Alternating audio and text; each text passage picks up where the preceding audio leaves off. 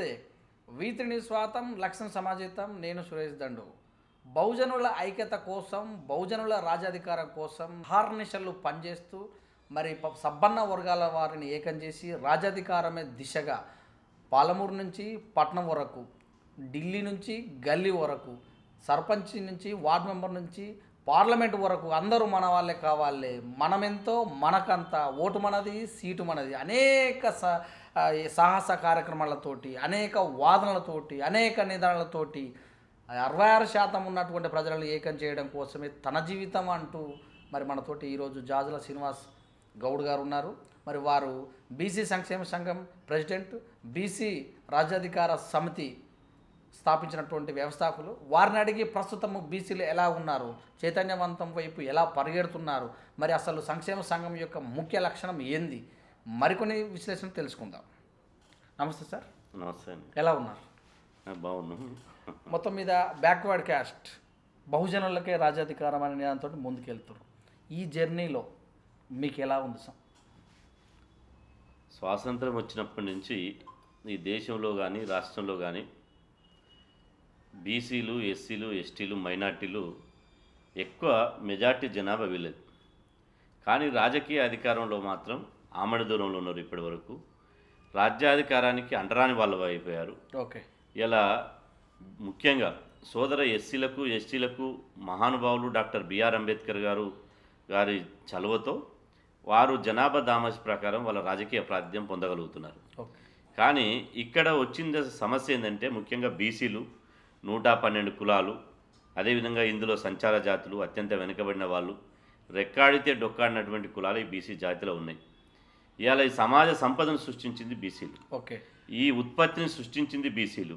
ఇవాళ నీరు కట్టు నుండి బొట్టు వరకు, నీరు నుండి నిప్పు వరకు, కట్టుకునే బట్టల నుండి ఇవాళ వేసుకునే బట్టల వరకు అన్ని రకాలుగా ఈ సమాజానికి ఉత్పత్తి చేసి ఈ సమాజాన్ని బతికించింది బీసీలు. ఓకే. ఇట్లాంటి బీసీలను తరతరాలుగా తాత ముత్తాతల నుంచి అన్ని రాజకీయ పార్టీలు వీళ్ళని జెండాలు మోయించుకోవడానికి, జిందాబాదులు కొట్టించుకోవడానికి, రాజకీయ ఊడిగం చేయించుకోవడానికే ఉపయోగించుకుంటున్నారు తప్ప రాజ్యాధికారంలో భాగస్వామ్యం ఇవ్వడానికి ఏ పార్టీ కూడా ముందుకు రావడం లేదు. ఈ పార్టీలు ఇవాళ మొత్తం అన్ని రాజకీయ పార్టీలు నోరు తెరిస్తే మేము బడుగు బలైన వర్గాల కోసమే మా పార్టీలు ఉన్నాయి, ఇలా బడుగు బలైన వర్గాలని మేము ఉద్ధరిస్తామని చెప్పి మాటలు చెప్తారు.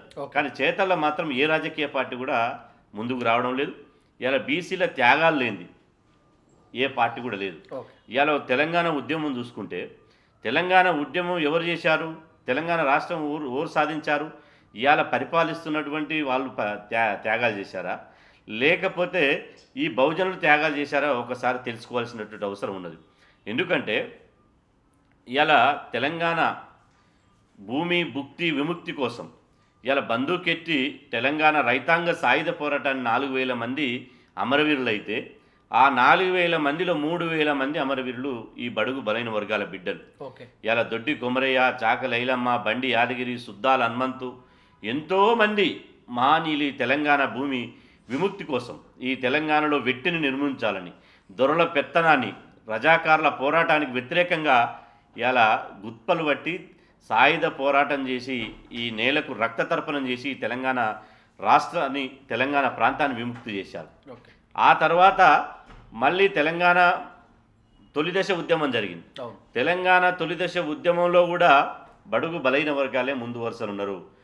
1969లో 369 మంది విద్యార్థులు పోలీసు తూటాలకు బలైతే మొట్టమొదటి పోలీసు తూటాలకు తన రక్తాన్ని చిందించి జై తెలంగాణ నిధించినటువంటి విద్యార్థి ఒక బీసీ విద్యార్థి. అదేవిధంగా కొండ లక్ష్మణ్ బాబూజీ కావచ్చు, ఎంతోమంది మహానీయులు ఈ తెలంగాణ తొలిదశ ఉద్యమంలో సమిధులు అయ్యారు, త్యాగాలు చేశారు. ఆ తర్వాత మళ్ళీ ఈ గడీల పాలనకు వ్యతిరేకంగా ఈ దొరలకు, భూస్వాములకు, పెత్తందారులకు, పటేల్ పట్వారులకు, జగీర్దారులకు వ్యతిరేకంగా నక్సల్బరీ ఉద్యమం వచ్చింది. ఆ నక్సల్బరీ ఉద్యమంలో కూడా బీసీలే ముందు వరుసలు ఉన్నారు. అంటే ఈ అన్ని ఉద్యమం చూసుకుంటే ఆ తర్వాత కేసీఆర్ గారు, ప్రస్తుత ముఖ్యమంత్రి కేసీఆర్ గారు మలిదశ ఉద్యమం ప్రారంభించిన తర్వాత మలిదశ ఉద్యమానికి ఊపిరి రావడానికి, మలిదశ ఉద్యమం ఇవాళ రాష్ట్రంలో అగ్గిలాగా మండడానికి ఇవాళ బీసీల త్యాగాల పునాదుల మీదనే తెలంగాణ రాష్ట్రం నిర్మాణమైంది. ఓకే. ఇవాళ కాసో శ్రీకాంత్ చారి ఒక బీసీ బిడ్డ కేసీఆర్ సచ్చుడో తెలంగాణ వచ్చుడో అని చెప్పి కేసీఆర్ గారి నినాదం తీసుకొని సిద్దిపేటలో అమర నిరాదీక్ష పోయే సందర్భం లోపట ఇవాళ నా తెలంగాణ, నా చావుతోటైనా నా తెలంగాణ రావాలి, ఈ తెలంగాణలో సకల కులవృత్తులు సల్లంగా ఉండాలి, మెజార్టీ ప్రజలకు రాజ్యాధికారం రావాలని చెప్పి ఇవాళ ఎల్బీ నగర్లో డాక్టర్ బిఆర్ అంబేద్కర్ సాక్షిగా ఇవాళ మంటల్లో కాలిపోయినటువంటి నా రక్త సంబంధికుడు బీసీ బిడ్డ కాసో శ్రీకాంత్ చారి. కాసో శ్రీకాంత్ నుంచి కానిస్టేబుల్ కిష్టయ్య వరకు తెలంగాణ మలిదశ ఉద్యమంలో 1200 మంది బలిదానాలు చేస్తే 1100 మంది బీసీ బిడ్డలే. గజ్జ గట్టింది, పాట వాడింది, బోనం ఎట్టింది, బతుకమ్మ ఆడింది, సకల జిల్లా సమ్మె చేసింది, ముఖ్యమంత్రి కిరణ్ కుమార్ రెడ్డికి రూపాయి జీతం రాకుండా చేసింది, తెలంగాణ నినాదాన్ని పార్లమెంటు గోడలకు వినిపించింది. ఇవాళ సమస్త బీసీ, ఎస్సీ, ఎస్టీ, మైనార్టీకి సంబంధించిన వర్గాల వాళ్ళే. కానీ ఇవాళ చూస్తున్నాం త్యాగాలు బడుగు బలైన వర్గాలు అయితే భోగాలు ఇంకో పిడికెడు శాతం లేని వాళ్ళు ఉన్నాయి. గంపెడు శాతం ఉన్నటువంటి బీసీ, ఎస్సీ, ఎస్టీలేమో ఇవాళ అయ్యా స్కాలర్షిప్లు, అయ్యా ఫీజుల రియంబర్స్మెంట్, అయ్యా రుణాలు, అయ్యా ఆసరా పింఛన్లు, అయ్యా వైట్ రేషన్ కార్డు, అయ్యా హాస్టల్ పెట్టు, అయ్యా గురుకులాలు పెట్టు అని చెప్పి ఇవాళ గంపెడు శాతం ఉన్న వాళ్ళమేమో అడుక్కునే వాళ్ళ కాడైనాం. కానీ పిడికెడు శాతం ఉన్నటువంటి వాళ్ళేమో రాజకీయ అధికారులు ఉన్నారు. ఆ రోజు తెలంగాణ రైతాంగ సాయుధ పోరాటం బడుగు బలైన వర్గాలు చేస్తే ఆ రోజు ఇవాళ రెడ్డిల రాజ్యం, పటేళ్ల రాజ్యం వచ్చింది. ఇవాళ తెలంగాణ మలిదశ ఉద్యమం, తెలంగాణ తొలిదశ ఉద్యమం బడుగు బలైన వర్గాలను చేస్తే ఇవాళ తెలంగాణలో దొరల రాజ్యం వచ్చింది. అంటే ఇవాళ బీసీ, ఎస్సీ, ఎస్టీలు త్యాగాలు చేసుడు, బలిదానాలు చేసుడు, వందల వేల కేసులు పెట్టుకుని జైళ్ళలో ఓడు, నెల తరబడి తమ జీవితమే కోట్ల చుట్టూ తిప్పుకునుడు. అదేవిధంగా ఇవాళ మొత్తం ఒక జెండాలు మోసి కార్యకర్తలాగా, జిందాబాదులు మోసి కూలీలాగా ఉన్నారు తప్ప రాజకీయ అధికారాన్ని చేజిక్కించుకోలేకపోయారు. ఒక్క ఉదాహరణకు చెప్తే 1947 నుంచి స్వాతంత్రం వచ్చినప్పటి నుంచి ఇప్పటి వరకు ఒక్కరు కూడా బీసీ ముఖ్యమంత్రి కాలే. ఒక్కరు కూడా బీసీ ముఖ్యమంత్రి కాకపోతే ప్రజాస్వామ్యం అంటారు ఎవడన్నా? ప్రజాస్వామ్యం అంటే అన్ని వర్గాలకు, అన్ని కులాలకు వారి వారి జనాభా దామాష్ ప్రకారం పాలనలో, పరిపాలనలో, రాజ్యాధికారంలో వాళ్ళ జనాభా దామాష్ ప్రకారం ప్రాతినిధ్యం కల్పించడమే ప్రజాస్వామ్యం. కానీ ఇది ప్రజాస్వామ్యం కాదు. ఈ రాష్ట్రంలో, ఈ దేశంలో కులస్వామ్యం అయిపోయింది. ఎవరైతే ఈ రాజకీయ పార్టీలు పెట్టుకొని, పార్టీ పగ్గాలు వాళ్ళ చేతిలో పెట్టుకొని, బీఫామ్లు వాళ్ళ చేతిలో పెట్టుకొని బీసీలను బిచ్చగాళ్ళని చేసేశారు. బీసీలను ఇవాళ రాజకీయ పాలకులుగా చేశారు, ఇవాళ పాలితులుగా చేశారు, కానీ పాలకులుగా చేయలేదు. ఇవాళ మా బీసీ ఉద్యమం అందుకోసమే ఓటు మాదే, సీటు మాదే అనే నినాదంతో ఇవాళ పాలమూరు నుండి పట్నం వరకు 36 రోజులు 83 నియోజకవర్గాలు కాలుకు గజ్జగట్టుకొని 2.5 కోట్ల మంది బీసీలలో రాష్ట్రమంతా చైతన్యం చేశాం. బీసీలను రాజకీయంగా చైతన్యం తీసుకురావడం జరిగింది. బీసీల రాజ్యాధికార విత్తనాలను రాష్ట్రమంతా వెదజల్లి రావడం జరిగింది. ఖచ్చితంగా ఏదో ఒక రోజు ఈ రాష్ట్రంలో బీసీల రాజ్యాధికారం వచ్చి తీరుతుంది. ఈ అంతిమంగా బీసీలకు ముఖ్యమంత్రి పదవే ఇవాళ అంతిమ లక్ష్యంగా, బీసీలకు రాజ్యాధికారమే అంతిమ లక్ష్యంగా, ఇవాళ అసెంబ్లీ మీద బీసీ జెండా ఎగిరడమే అంతిమ లక్ష్యంగా మా ఉద్యమ లక్ష్యం ఉంటుంది తప్ప చాక్లెట్ల కోసమో, బిస్కెట్ల కోసమో, రాయితీల కోసమో, సబ్సిడీల కోసమో, స్కాలర్షిప్ల కోసమో, ఈ అగ్రకుల రాజకీయ పార్టీల ఎంగిలి మెతుకుల కోసమో ఆరాటపడే సమస్య లేదు. వాళ్ళకి ఎట్టి పరిస్థితుల్లో లొంగే ప్రసక్తి లేదు. ఖచ్చితంగా ఇవాళ బీసీ కులాలకు ఎంత చరిత్ర ఉందండి. ఇవాళ బీసీ కులాల చరిత్ర చూసుకుంటే ఒక్కొక్క కుల చరిత్ర ఇవాళ చెప్పరాండి. నా నాయి బ్రాహ్మణ సోదరుడు ఆ రోజు మీరు చూడండి, నాయి బ్రాహ్మణ సోదరులు 5 వృత్తులు చేశారు, 5 రకాల సేవలు చేశారు. మంత్రసానై కాన్పులు చేశారు, పెళ్లిళ్ళు అయితే వాయిద్యం చేశారు, అదేవిధంగా పుండు రోగం వస్తే మందయ్య అయ్యారు, అదేవిధంగా అన్ని రకాల గుడులలో, బడులలో వాళ్ళు సేవ చేశారు. ఇలా నాయి బ్రాహ్మణులు చేసినటువంటి సేవ ఏ కులం చేసింది నేను అడుగుతున్నా. నా రజక సోదరులు ఊరి మహిళనంతా మంచిగా బట్టలు ఉతికి తెల్లని గుడ్డలు చేసి ఐరన్ చేసి ఈ దొరల పట్టెలు లెక్కేస్తే అసెంబ్లీకి పోయిర్రు. నా రజకుల బతుకులు మారలేదు. నా ఒడ్డర సోదరులు అర్ధనగ్నంగా బట్టలు లేకుండా కొండలను పగలగొట్టి బండల్ని పిండి చేసి అసెంబ్లీని కట్టారు, సచివాలయాన్ని కట్టారు, కానీ అసెంబ్లీకి పోయలేకపోయారు. నా ఉప్పర సోదరులు ప్రాజెక్టు కట్టారు, చెరువులు కట్టారు, కానీ బంగ్లాలు కట్టారు, ఈ దొరల బంగ్లాలు కట్టారు, పటేల్ బంగ్లాలు కట్టారు, కానీ కనీసం వాళ్ళ ఆకులలో తింటారు, వాళ్ళకి ఇల్లు కూడా లేనటువంటి పరిస్థితి ఉంది. నా గొల్ల కుర్మ సోదరులు ఈ సమాజానికి ఇలా పశువులను కాసి పశువులను మేపి ఇలా పాలు పిండి నెయ్యి చేసి వెన్న అయ్యి ఇలా ఈ సమాజాన్ని బతికించగలిగారు. నా గీతన్న, నా గౌడన్న ఆకాశానంత తాటి చెట్టును రోజుకు 3 సార్లు ఎగబాకి ఇలా కళ్ళు తీసుకొస్తే నా బడుగు బలైన వర్గాలు ఆ కళ్ళు దాగి తమ శ్రమను మర్చిపోయి హాయిగా నిద్రపోతున్నారు.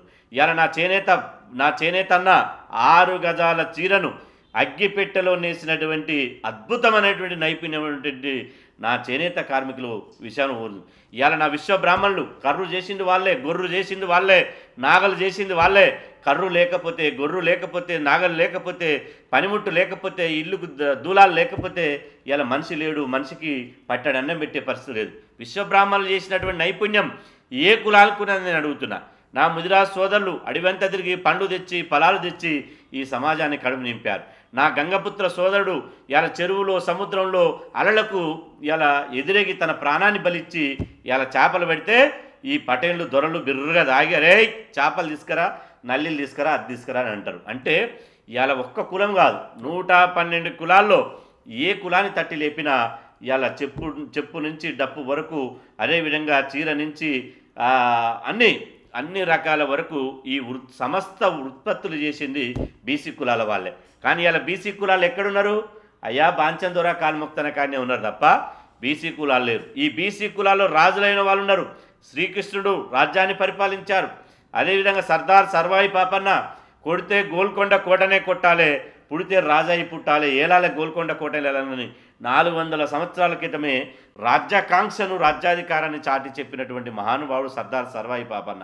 ఇవాళ రామాయణాన్ని రచించినటువంటి, అదేవిధంగా ఇలా వాల్మీకి మహర్షి కానీ, అదేవిధంగా ఇలా మహాభారతాన్ని రచించినటువంటి మొల్ల కానీ, ఇవాళ మొత్తం ఈ సమాజానికి ఇలా అన్ని రాజులు కావచ్చు, కవులు కావచ్చు, కళాకారులు కావచ్చు, ఉత్పత్తి చేసేవాళ్ళు కావచ్చు, సంపదను సృష్టించే వాళ్ళు కావచ్చు, మొత్తం బడుగు బలైన వర్గాల వాళ్ళే. కానీ రాజ్యాధికారం ఉన్నదెవరు? కాయ కష్టం తెలవనోళ్ళు. ఏసీ బంగ్లాలో ఉండి ఏసీ పార్లమెంటుకు, ఏసీ అసెంబ్లీకి పోయి ఇలా వాళ్ళ కనీసం ఒడ్లకు బియ్యానికి తేడా తెలవని వాళ్ళంతా అసెంబ్లీలో కూర్చున్నారు.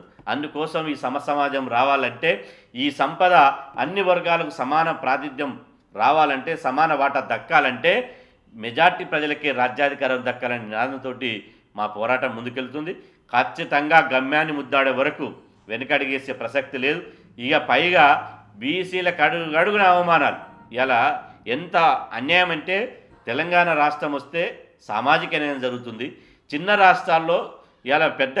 రాష్ట్రాల్లో బీసీ ఎస్టీలకు న్యాయం జరుగుతుందంటే ఇలా తెలంగాణ రాష్ట్ర సాధన కోసం. ఇలా మీరు చూడండి, చీమలు పెట్టిన పుట్టలు పాములకు ఎరువైనట్టు ఇవాళ బడుగు బలైన వర్గాలు బలిదానాలు చేస్తే ఆ చీమలు మేమంతా పుట్టను పెట్టాం కానీ పాములు అలా దూరినాయి. ఇవాళ ఒక్క విషయం చెప్తున్నా, ఇవాళ తెలంగాణ రాష్ట్రం కోసం మొట్టమొదటిసారి 1969లోనే తన ఆ మంత్రి పదవి కాలి గోటితో సమానమని చెప్పి త్యజించినటువంటి మహానుభావుడు కొండ లక్ష్మణ్ బాబూజీ.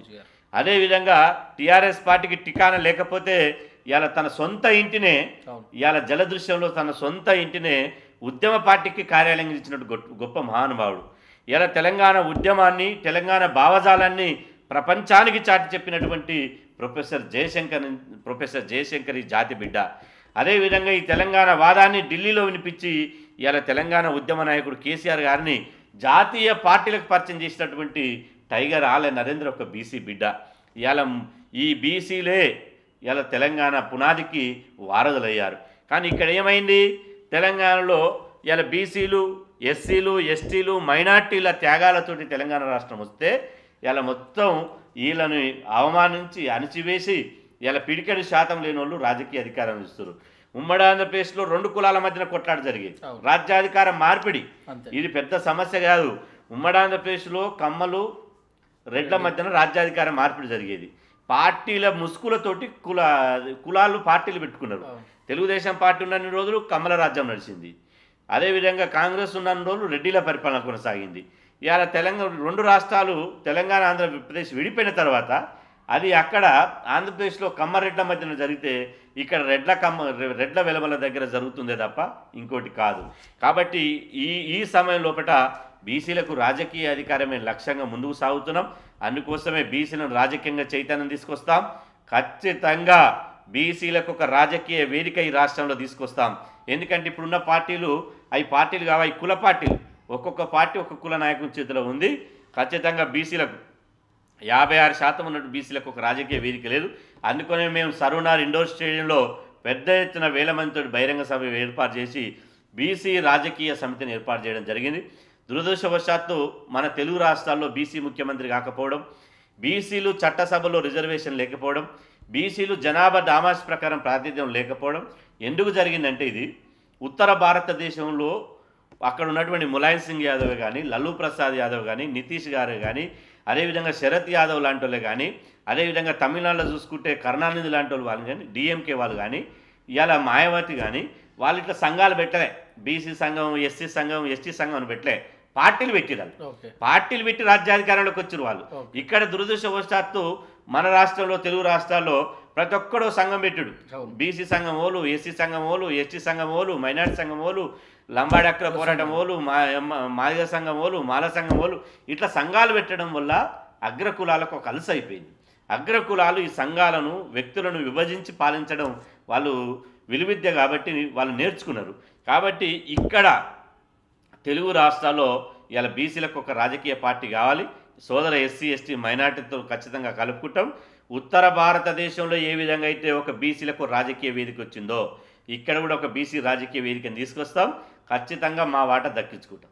మొన్న సర్పంచ్ ఎలక్షన్లో కూడా 36% ఉన్న దాన్ని తగ్గించారు. దాని మీద కూడా మీరు స్టే కోసం వెళ్ళారు. అది ఏమైనా ఎంతవరకు వచ్చింది? నేను ఇంతకుముందు చెప్పినట్టు తెలంగాణ రాష్ట్రం వస్తే బీసీలకు రాజకీయ ప్రాతినిధ్యం పెరుగుతుందని చెప్పి అనేక అభూత కల్పనలు కల్పించారు, అనేక ఆశలు పెట్టారు. కానీ తెలంగాణ రాష్ట్రం వచ్చిన తర్వాత ఇవాళ మొట్టమొదటిసారిగా ఏంటంటే, ఇలా స్థానిక సంస్థల్లో బీసీ రిజర్వేషన్లు 34% రిజర్వేషన్లు అమలవుతుండే. ఇది ఇప్పుడు కాదు, దాదాపు 40 సంవత్సరాల సంది స్థానిక సంస్థల రిజర్వేషన్లు అమలవుతున్నాయి. దీనితో తెలంగాణ రాష్ట్రం వచ్చిన తర్వాత మెదక్ జిల్లాకు సంబంధించిన ఒక రెడ్డి, మహబూబ్నగర్ జిల్లాకు సంబంధించిన ఇంకొక రెడ్డి ఇద్దరు కలిసి హైకోర్టుకు పోయారు. ఇలా సుప్రీంకోర్టు ఏం చేసిందంటే, ఈ దేశంలో ఉన్నటువంటి రిజర్వేషన్లు 50% సీలింగ్ దాటొద్దు, ఈ 50% సీలింగ్ దాటితే రిజర్వేషన్లు చెల్లనేరదని చెప్పి రాజ్యాంగంలో ఎక్కడ లేదు. అంబేద్కర్ గారు రాజ్యాంగం రాసినప్పుడు ఎక్కడ పెట్టలే. కానీ సుప్రీంకోర్టు తనకు తానే వాళ్ళు 50% సీలింగ్ దాటొద్దని చెప్పి వాళ్ళు ఒక సీలింగ్ పెట్టారు. ఇవాళ స్థానిక సంస్థల్లో 34% రిజర్వేషన్ అమలు అవుతుంటే ఈ సుప్రీంకోర్టు తీర్పును సాకు చూపించి ఇక్కడ ఉన్నటువంటి అగ్రవర్ణ కులాలు హైకోర్టును ఆశ్రయించాయి. హైకోర్టు ఆశ్రయించినప్పుడు మేము ముఖ్యమంత్రి గారికి, రాష్ట్ర ప్రభుత్వానికి దృష్టికి తీసుకుపోయాం. ఇవాళ స్థానిక సంస్థల రిజర్వేషన్లో 34% నుండి రిజర్వేషన్లను తగ్గించే ప్రమాదం ఉంది. కాబట్టి జనాభా లెక్కలు తీయండి. ఈ జనాభా లెక్కలు తీస్తే శాస్త్రీయమైనటువంటి ఆధారం మన దగ్గర ఉంటాయి. మా జనాభా ఇంత ఉంది, మా రాజకీయ ప్రాతినిధ్యం ఇంత ఉందని చెప్పి లెక్కలు చూపిస్తే సుప్రీంకోర్టులో మనకు వెసులుబాటు ఉంటుంది. ఎందుకంటే గతంలో కాంగ్రెస్ ప్రభుత్వం అట్నే చేసిందని చెప్తే మా మాట పెడచెవిన పెట్టారు. దాని ఫలితంగా హైకోర్టు ఏం చేసింది, అగ్రవర్ణాల కోర్టుకు పోయిన వెంటనే దాన్ని అవకాశంగా తీసుకుని వెంటనే ఈ రిజర్వేషన్లు 50% దాటడానికి వీల్లేదు, బీసీ రిజర్వేషన్లు తగ్గించడని చెప్పింది.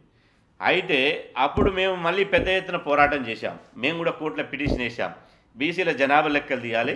మేము ఉన్నది 56% అయితే ఉన్న 34% రిజర్వేషన్లు ఇస్తారు, అంటే అత్యవసర రిజర్వేషన్లు ఇస్తారు. మాకు ఇవ్వడమే అత్యవసర రిజర్వేషన్లు ఇస్తారు, మాకు ఇవ్వడమే అన్యాయం చేస్తారు. కాబట్టి ఆ రిజర్వేషన్ని 34% నుంచి 56% పెంచాలని మేము అడుగుతుంటే ఈ 34% నుంచి 22% తగ్గిస్తారు మీరంటారు. తగ్గించే ప్రసక్తి లేదని చెప్పి మేము చెప్పడం జరిగింది. అయినా కూడా ప్రభుత్వం, కేసీఆర్ గారి ప్రభుత్వం, టీఆర్ఎస్ ప్రభుత్వం మొండిగా వ్యవహరించి కనీసం సుప్రీంకోర్టుకు పోకుండా ప్రతిపక్షాలను, బీసీ సంఘాలను కనీసం చర్చించి పిలిచి మాట్లాడకుండా మేము చెప్పాము ముఖ్యమంత్రి గారికి, రిజర్వేషన్ తగ్గించకుండా మా దగ్గర మార్గాలు ఉన్నాయి, మీరు ఒక సమావేశం పెట్టండి, ఆ మార్గాలను సూచిస్తామని చెప్పాం. కానీ అది పెడచెవిన పెట్టడం జరిగింది. అది వాళ్ళు మేము చేసినటువంటి డిమాండ్ను అందుబాటులో తీసుకోలేదు. ఆ తర్వాత పెద్ద ఎత్తున ఈ రాష్ట్రంలో ఉద్యమం చేశాం. ఒకవైపు లీగల్ ఫైట్ చేస్తూనే ఇంకొక వైపు స్ట్రీట్ ఫైట్ చేశాం. కలెక్టరేట్లను ముట్టడించాం, ఇందిరా పార్క్ దగ్గర మహాధరణ పెట్టాం. పెద్ద ఎత్తున ఆందోళన చేసినప్పటికీ ఇలా బీసీ రిజర్వేషన్ను దురదృష్టవశాత్తు 34 నుంచి 22% తగ్గించారు. దీంతో 1997 మంది బీసీ సర్పంచ్ తగ్గారు. దీంతో చారిత్రాత్మకంగా అన్యాయం జరిగింది. అంటే ఇక్కడ ఒక విషయం ఏంటంటే, వాళ్ళు మాత్రం ముఖ్యమంత్రులు కావాలి, వాళ్ళు మాత్రం ప్రధానమంత్రులు కావాలి, వాళ్ళ పిల్లలు మంత్రులు కావాలి, వాళ్ళ కింద పనిచేసిన వాళ్ళు పార్లమెంట్ సభ్యులు కావాలి, వాళ్ళ ఇంట్లో పనిచేసిన వాళ్ళు ఎమ్మెల్సీలు కావాలి. కానీ జెండా బట్టి మోసినోడు, ఈ పార్టీలను బతికించినోడు, ఈ పార్టీలను ఇలా సభ్యత్వాలు తీసుకొని ఈ పార్టీలను బతికించినోడు ఇలా బీసీలకు కనీసం సర్పంచ్ అయ్యే అవకాశం లేదు, కనీసం వార్డు మెంబర్ అయ్యేటువంటి అవకాశం లేదు. ఇలా ఇంత అన్యాయం జరుగుతున్నా కూడా తెలంగాణ ప్రభుత్వం పట్టించుకోలేదు. ఇవన్నీ ఖచ్చితంగా ఇవన్నీ రికార్డ్ అవుతున్నాయి. బీసీలకు జరుగుతున్నటువంటి అన్యాయాన్ని బీసీలు ఇప్పటికే గమనిస్తున్నారు. అందుకోసమే ఇవాళ ఒకటే నినాదంతో పోతున్నాం, save constitution, save social justice. మాకు రిజర్వేషన్లు తగ్గిస్తున్నారు, బడ్జెట్లో నిధులు తగ్గిస్తున్నారు, రాజకీయంగా మా వాటా తగ్గిస్తున్నారు. ఇలా మంత్రివర్గం చూసుకున్నాం, మంత్రివర్గంలో 12 మంది ఉన్నారు, 6 బీసీలు రావాలి. కానీ ఇలా కేవలం 3కే ఇచ్చారు. మిగతా ఒక రెడ్డి సామాజిక వర్గానికి సంబంధించిన వాళ్ళు ఈ రాష్ట్రంలో 5% ఉంటే 6 పదవులు ఇచ్చారు. కానీ బీసీలకు 56% ఉన్నోళ్ళు 112 కులాలు 3కి ఇచ్చారు. ఒక్క విషయం చెప్తాను, ఇవాళ బీసీలకు టికెట్లు ఇస్తే ఓడిపోతారంటారు. ఇదే టీఆర్ఎస్ పార్టీలో 26 మందికి బీసీలకు టికెట్ ఇచ్చారు, 20 మంది గెలిచి వచ్చారు. కొన్ని చోట్ల ఓడిపోతారని టికెట్ ఇచ్చారు లాస్ట్ మూమెంట్లో. అయినా బీసీల ఐక్యత నిలిచి మా బస్సు యాత్ర ప్రభావంతో బీసీ చైతన్యంతో గెలిచి వచ్చారు. అదే రెడ్డి సోదరులకు 37 మందికి టికెట్లు ఇచ్చారు రాష్ట్రంలో టీఆర్ఎస్ పార్టీ, 9 మంది ఓడిపోయింది, కేవలం 28 మంది గెలిచారు. అయినా వాళ్లకు శాసనసభ స్పీకర్ ఇవ్వడం, ఆయన మంత్రి పదవులు ఇవ్వడం, విప్పులలో ఇవ్వడం, అడుగడుగున ఏ ప్రభుత్వం వచ్చినా వాళ్లకు రాజకీయ ప్రాధాన్యత ఇచ్చింది. ఈ సందర్భంగా మేము పేద అగ్రవర్ణాలకు కానీ, పేద రెడ్లకు కానీ, పేద వెలమలకు కానీ, పేద వైశ్యులకు కానీ మేము వ్యతిరేకం కాదు. మా వాటా మాకు కావాలంటున్నాం. మా జనాభా ఎంత ఉందో 56% జనాభా ఉన్నాం, 56% నిధులు కావాలి. 56% జనాభా ఉన్నది, 56% రాజకీయ వాటా కావాలి. 56% ఉన్నాం, 56% ఉద్యోగంలో వాటా కావాలని మేము కొట్లాడుతున్నామే తప్ప ఇతర అగ్రవర్ణ నాయకులకు వ్యతిరేకం కాదు. ఇవాళ మేము పేద అగ్రవర్ణాలకు ఇవాళ ఫీజుల రియంబర్స్మెంట్ స్కీమ్ పెట్టించాం. పేద అగ్రవర్ణాలకు పూల్ ఓవర్సీస్ స్కాలర్షిప్లో అబ్బరాడు పోతే 20 లక్షల రూపాయలు స్కాలర్షిప్ ఇప్పిస్తున్నాం. అన్ని రంగాల్లో ఇవాళ అగ్రవర్ణాలకు మేము సపోర్ట్గా ఉన్నాం. కానీ అగ్రవర్ణాలు అడుగడుగున బీసీలకు రిజర్వేషన్లు పెడితే కోర్టుకు వెళ్ళారు. అదేవిధంగా కేంద్రీయ విద్యా సంస్థలో రిజర్వేషన్లు పెడితే సుప్రీంకోర్టుకు పోయారు. గతంలో ఎన్టీ రామారావు గారు బీసీ రిజర్వేషన్ 44% పెడితే హైకోర్టు పోయి కొట్టేపించారు. అడుగడుగున బీసీల రాజకీయ అవకాశాలను నోటికాడు ముద్దను గుంజుకుంటారు అగ్రవర్ణాలు. కానీ మేము అగ్రవర్ణాలకు ఎట్టి పరిస్థితుల్లో మేము వ్యతిరేకం పోతలేము. ఖచ్చితంగా దీనికి అంతిమంగా సమస్య పరిష్కారం. ఇవాళ చట్టసభలో రిజర్వేషన్ లేవు, అదేవిధంగా పంచాయతీరాజ్ రిజర్వేషన్ తగ్గిస్తారు. రేపు MPTC, ZPTC, municipal, single window అన్నిట్లలో కూడా రిజర్వేషన్ తగ్గించే అవకాశం ఉంది. మళ్ళీ తెలంగాణలో ఎట్లయితే పటేళ్ల దొరల రాజ్యం వచ్చిందో గతంలో ఉండినో మళ్ళీ తెలంగాణ రాష్ట్రంలో ఈ స్థానిక సంస్థల్లో మున్సిపల్లో రిజర్వేషన్ తగ్గించడం మూలంగా మళ్ళీ పటేళ్ల దొరల రాజ్యమే వస్తుంది తప్ప ఇలా బీసీలకు రాజకీయ అధికారం రాదు. ఖచ్చితంగా మేము ఒక రాజకీయ నిర్ణయం తీసుకొని బీసీలను రాజకీయ చైతన్యం చేసి రాజ్యాధికారమే, రాయితీలు వద్దు, బీసీలకు రాజ్యాధికారమే అంతిమ లక్ష్యంగా ముందుకు సాగుతాం. అయితే ఇప్పుడు చూసుకున్నట్టు మీరు మాట్లాడిన లెక్కల ప్రకారం చూస్తే మరి బీసీలు 56% ఉంటే మరి నిలబడ్డ సీట్లలో మరి బీసీలు ఎందుకు ఐకమత్యంగా అయ్యి ఒక అగ్రవర్ణ కులాల మీద ఓడిపోయా అంటే మీరు ఎమ్మెల్యే సీట్లు చెప్పారు. కానీ కొన్ని చోట్ల అంటే మనమే ఎక్కువ ఉన్నాం అంటే బీసీలు ఎక్కువ ఉన్నప్పుడు సర్పంచ్ అయినా సరే, ఎంపీటీసీ అయినా సరే ద్వంద్వ వైఖరిగా పోటీ జరిగినప్పుడు ఓడిపోయే అవకాశం ఉందని బీసీ వర్గాల వాళ్ళే అంటారు చాలా వరకు, డబ్బులు పెట్టడంలో విషయంలో కానీ మరే విషయంలో కానీ. ఇలాంటివన్నీ సంశయించి మీరు వారిని ఇంకా చైతన్యవంతం చేయడానికి ఎలాంటి అవకాశాలు ఉన్నాయి? ఇప్పుడు బీసీలు సామాజిక వెనుకబాటుతనానికి, రాజకీయ వెనుకబాటుతనానికి, ఓటు చైతన్యం లేకపోవడానికి వందల వేల సంవత్సరాల ఇలా మూలాలు చూడవలసినటువంటి అవసరం ఉంది. ఇలా బీసీలకు చదువు లేకపోవడం, విద్యకు, విజ్ఞానానికి, రాజకీయ అధికారానికి దూరంగా ఉండడం, సంపద, డబ్బు, ఉద్యోగాలు బీసీల చేతులు లేకపోవడం, బీసీలు కులవృత్తులు మానకుర గువ్వల చెన్న అని చెప్పి మన మీద సామెతలు పెట్టి సాకలు కేసీఆర్ గారు గొర్రెలనిచ్చినట్టు, బర్రెలనిచ్చినట్టు, తర్వాత అనేక రకాలుగా ఇచ్చినట్టు, చేప పిల్లలు ఇచ్చినట్టు ఇవాళ మీరు తాత చేపలు పట్టిండు, నువ్వు చేపలు పట్టు, తాత తాళ్ళెక్కిండు, నువ్వు తాళ్ళెక్కు, తాత మగ్గం వేసిండు, నువ్వు మగ్గం చేయి, ఇట్లా కులవృత్తు మానకుర గువ్వల చెన్న అని చెప్పి బీసీలని రాజకీయంగా, విద్యాపరంగా, విజ్ఞానపరంగా వాళ్ళని అభివృద్ధి పదంలోకి తీసుకురాలేకపోయారు. ఏ సామాజిక వర్గం అయితే పరిపాలించిందో, ఏ సామాజిక వర్గం అయితే రాజకీయ అధికారాన్ని పట్టుకున్నదో భూములు వాళ్ళ చేతిలో పోయినాయి, సహజ వనరులు వాళ్ళ చేతిలో పోయినాయి. వైను, మైను, శాండు, ల్యాండు ఇవాళ సగల సంపద మొత్తం వాళ్ళ చేతిలో పోయినాయి. ఇవాళ వేల ఎకరాలు ఈ హైదరాబాద్ చుట్టుపక్కల ఔటర్ రింగ్ రోడ్ పక్కల ఫామ్ హౌజులు, పాలీ హౌజులు, గెస్ట్ హౌజులు, ఇంజనీరింగ్ కాలేజీలు, మెడికల్ కాలేజీలు, ఇంటర్నేషనల్ స్కూళ్ళు, ఇలా కార్పొరేట్ హాస్పిటళ్ళు ఎవరి చేతులు ఉన్నాయి? ఇలా సినిమా ఇండస్ట్రీ, పరిశ్రమలు, ఐటీ సెక్టార్ ఎవరి చేతులు ఉన్నాయంటే ఈ అగ్రవర్ణాల చేతులు ఉన్నాయి. మనకు బీసీలకు చదువు రాకపోవడంతో బీసీ, ఎస్సీ, ఎస్టీలను కులవృత్తులకు పరిమితం చేసి వాళ్ళు వందల ఎకరాలు వాళ్ళ పేర్ల మీద భూములు రాసుకున్నారు. వ్యాపారం వాళ్ళు చేసుకున్నారు. రియల్ ఎస్టేట్ రంగాన్ని వాళ్ళ చేతిలో పెట్టుకున్నారు. సినిమా ఇండస్ట్రీని వాళ్ళ చేతిలో పెట్టుకున్నారు. పరిశ్రమలు వాళ్ళ చేతిలో పెట్టుకున్నారు. ముఖ్యమంత్రి పదవిని వాళ్ళ చేతిలో పెట్టుకున్నారు. ఇవాళ వేల కోట్ల రూపాయలు సంపాదించి బీసీలను ఏం చేస్తున్నారంటే, ఇవాళ మేము చెప్పాం బిడ్డ, 1000 కోట్లు మీ దగ్గర ఉండొచ్చు, అదేవిధంగా రాజకీయ అధికారం మీ దగ్గర ఉండొచ్చు, కానీ ఓటు మా చేతిలో ఉంది. ఆ ఓటును వజ్రాయుధం చేసుకుని మీ పాలన అంతమొందిస్తామని చెప్పడం జరిగింది. కానీ వాళ్ళు ఏం చేసిరంటే, ఓట్లు మీ చేతులు ఉండొచ్చు కానీ 1000 కోట్లు మా చేతిలో ఉన్నాయి. ఓటు మీ చేతిలో ఉంటే కోట్లు మా చేతిలో ఉన్నాయి. కాబట్టి మీకు సారా బుడ్డి, విస్కీ బుడ్డి, బిర్యానీ ప్యాకెట్టు, పచ్చ నోటు మీ జేబులో పెడతాం. 500 నుంచి 10,000 వరకైనా సరే కానీ ఒక్క ఓటును 1000 రూపాయలకు మేము కొంటామని చెప్పి బీసీ, ఎస్సీ, ఎస్టీలకు ఉన్నటువంటి బలహీనతలను ఆసరా చేసుకుని, పేదరికాన్ని ఆసరా చేసుకుని, అదేవిధంగా వాళ్ళ దగ్గర ఉన్నటువంటి నైతిక విలువలను, ఎందుకంటే బీసీలు చాలా విలువ ఉన్నోళ్ళు. ఓడన్న 200 ఇచ్చిన, 500 ఇచ్చిన, అయ్యో పటేలు వచ్చే 500 వద్దంటే కూడా ఇంట్లో పెట్టిపోయి 500 తీసుకొని ఓటు వేయాలి కదా, వేరే వానికి ఇస్తే ఎట్లా, మనం నియత తప్పిన వాళ్ళం అవుతామని చెప్పి ఆ బీసీలకు ఉన్నటువంటి నిజాయితీని ఆసరా చేసుకుని ఓట్లు వేయించుకుంటారు. నిజంగా నేను ఇవాళ అగ్రవర్ణాలకు ఒక్కటే పాయింట్ ఇవాళ V3 ద్వారా సవాల్ విసురుతున్నా. మద్యం చుక్క వంచకుండా, పచ్చ నోటు ఇవ్వకుండా, బీరు బుడ్డి వంచకుండా ఒక్క సీటు గెలిచే దమ్ముందా ఈ రాష్ట్రంలోరికైనా? ఒక్క సీటు గెలిచే, ఈవెన్ ముఖ్యమంత్రి కాన్స్టిట్యున్సీ మొదలుకుంటే కింది స్థాయి వరకు కూడా ఒక్క సీటు గెలిచే దమ్ముందా? ఎవ్వరు గెలవలేరు. వాళ్ళ బలం ఎక్కడిదంటే డబ్బుని వందల వేల కోట్ల రూపాయలు వాళ్ళు సంపాదించుకుని ఇవాళ ఆ డబ్బుని విచ్చలవిడిగా ఖర్చు చేసి బీసీలకు బిస్కెట్లు ఇసిరేసి, తాయిలాలు ఇసిరేసి, రాయితీలు ఇచ్చి, సబ్సిడీలు ఇచ్చి, ఇలా స్కీములు ఇచ్చి ఇలా బీసీ, ఎస్సీ, ఎస్టీలను మత్తులో పెట్టి ఓట్లు వేయించుకునేది తప్ప నిజాయితీగా ఎన్నికలు జరుగుతలేవు. కాబట్టి బీసీలకు జరుగుతున్నటువంటి అన్యాయాన్ని బీసీలకు వివరిస్తూనే, జరుగుతున్నటువంటి చారిత్రక అన్యాయాన్ని బీసీలకు చెప్తూనే ఇంకొక వైపు రాజ్యాధికారం తీసుకురాగలుగుతాం. మీకు ఇంతకుముందే చెప్పాం, 26 మంది టీఆర్ఎస్ పార్టీ 26 మంది ఇస్తే 20 మంది బీసీలకు గెలిపించుకున్నాం. ముషిరాబాద్లో బీసీ గెలవడం ఇచ్చారు, ఇక్కడ గెలిపించుకున్నాం. అంబర్పేటలో గెలవడం లాస్ట్కి ఇచ్చారు, అక్కడ గెలిపించుకున్నాం.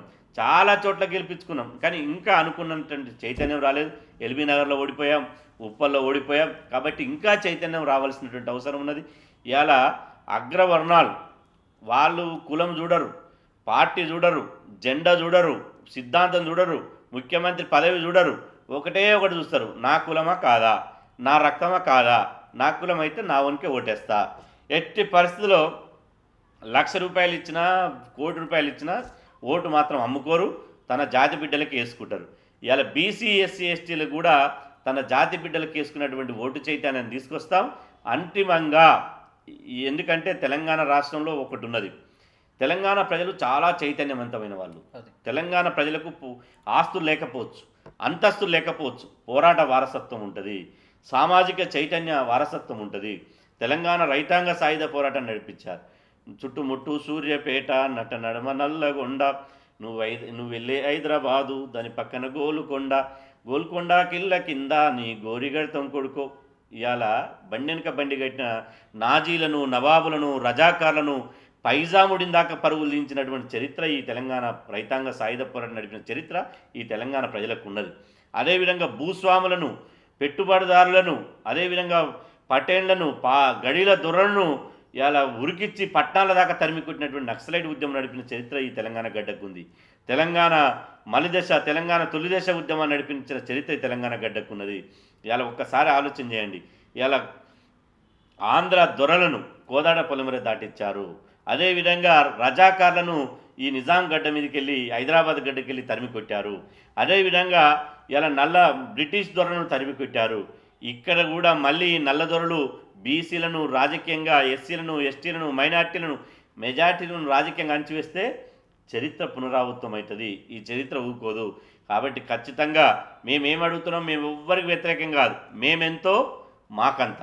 మేము ఎంత జనాభా ఉన్నామో మాకంత వాటా కావాలి, రాజకీయ వాటా కావాలి, బడ్జెట్లో వాటా కావాలి, ఉద్యోగాల్లో వాటా కావాలి, సంపదలో వాటా కావాలి, ప్రైవేట్ రంగంలో వాటా కావాలి, ఐటీ సెక్టర్లో వాటా కావాలి, పరిశ్రమల్లో వాటా కావాలి, అదేవిధంగా కాంట్రాక్టులో వాటా కావాలి, మనిషిని మనిషిగా చూసేటువంటి సమాజం రావాలి, ఆర్థిక అసమానత లేనటువంటి సమాజం రావాలి, రాజకీయ అసమానత లేనటువంటి సమాజం రావాలి, సమాజం రావాలి.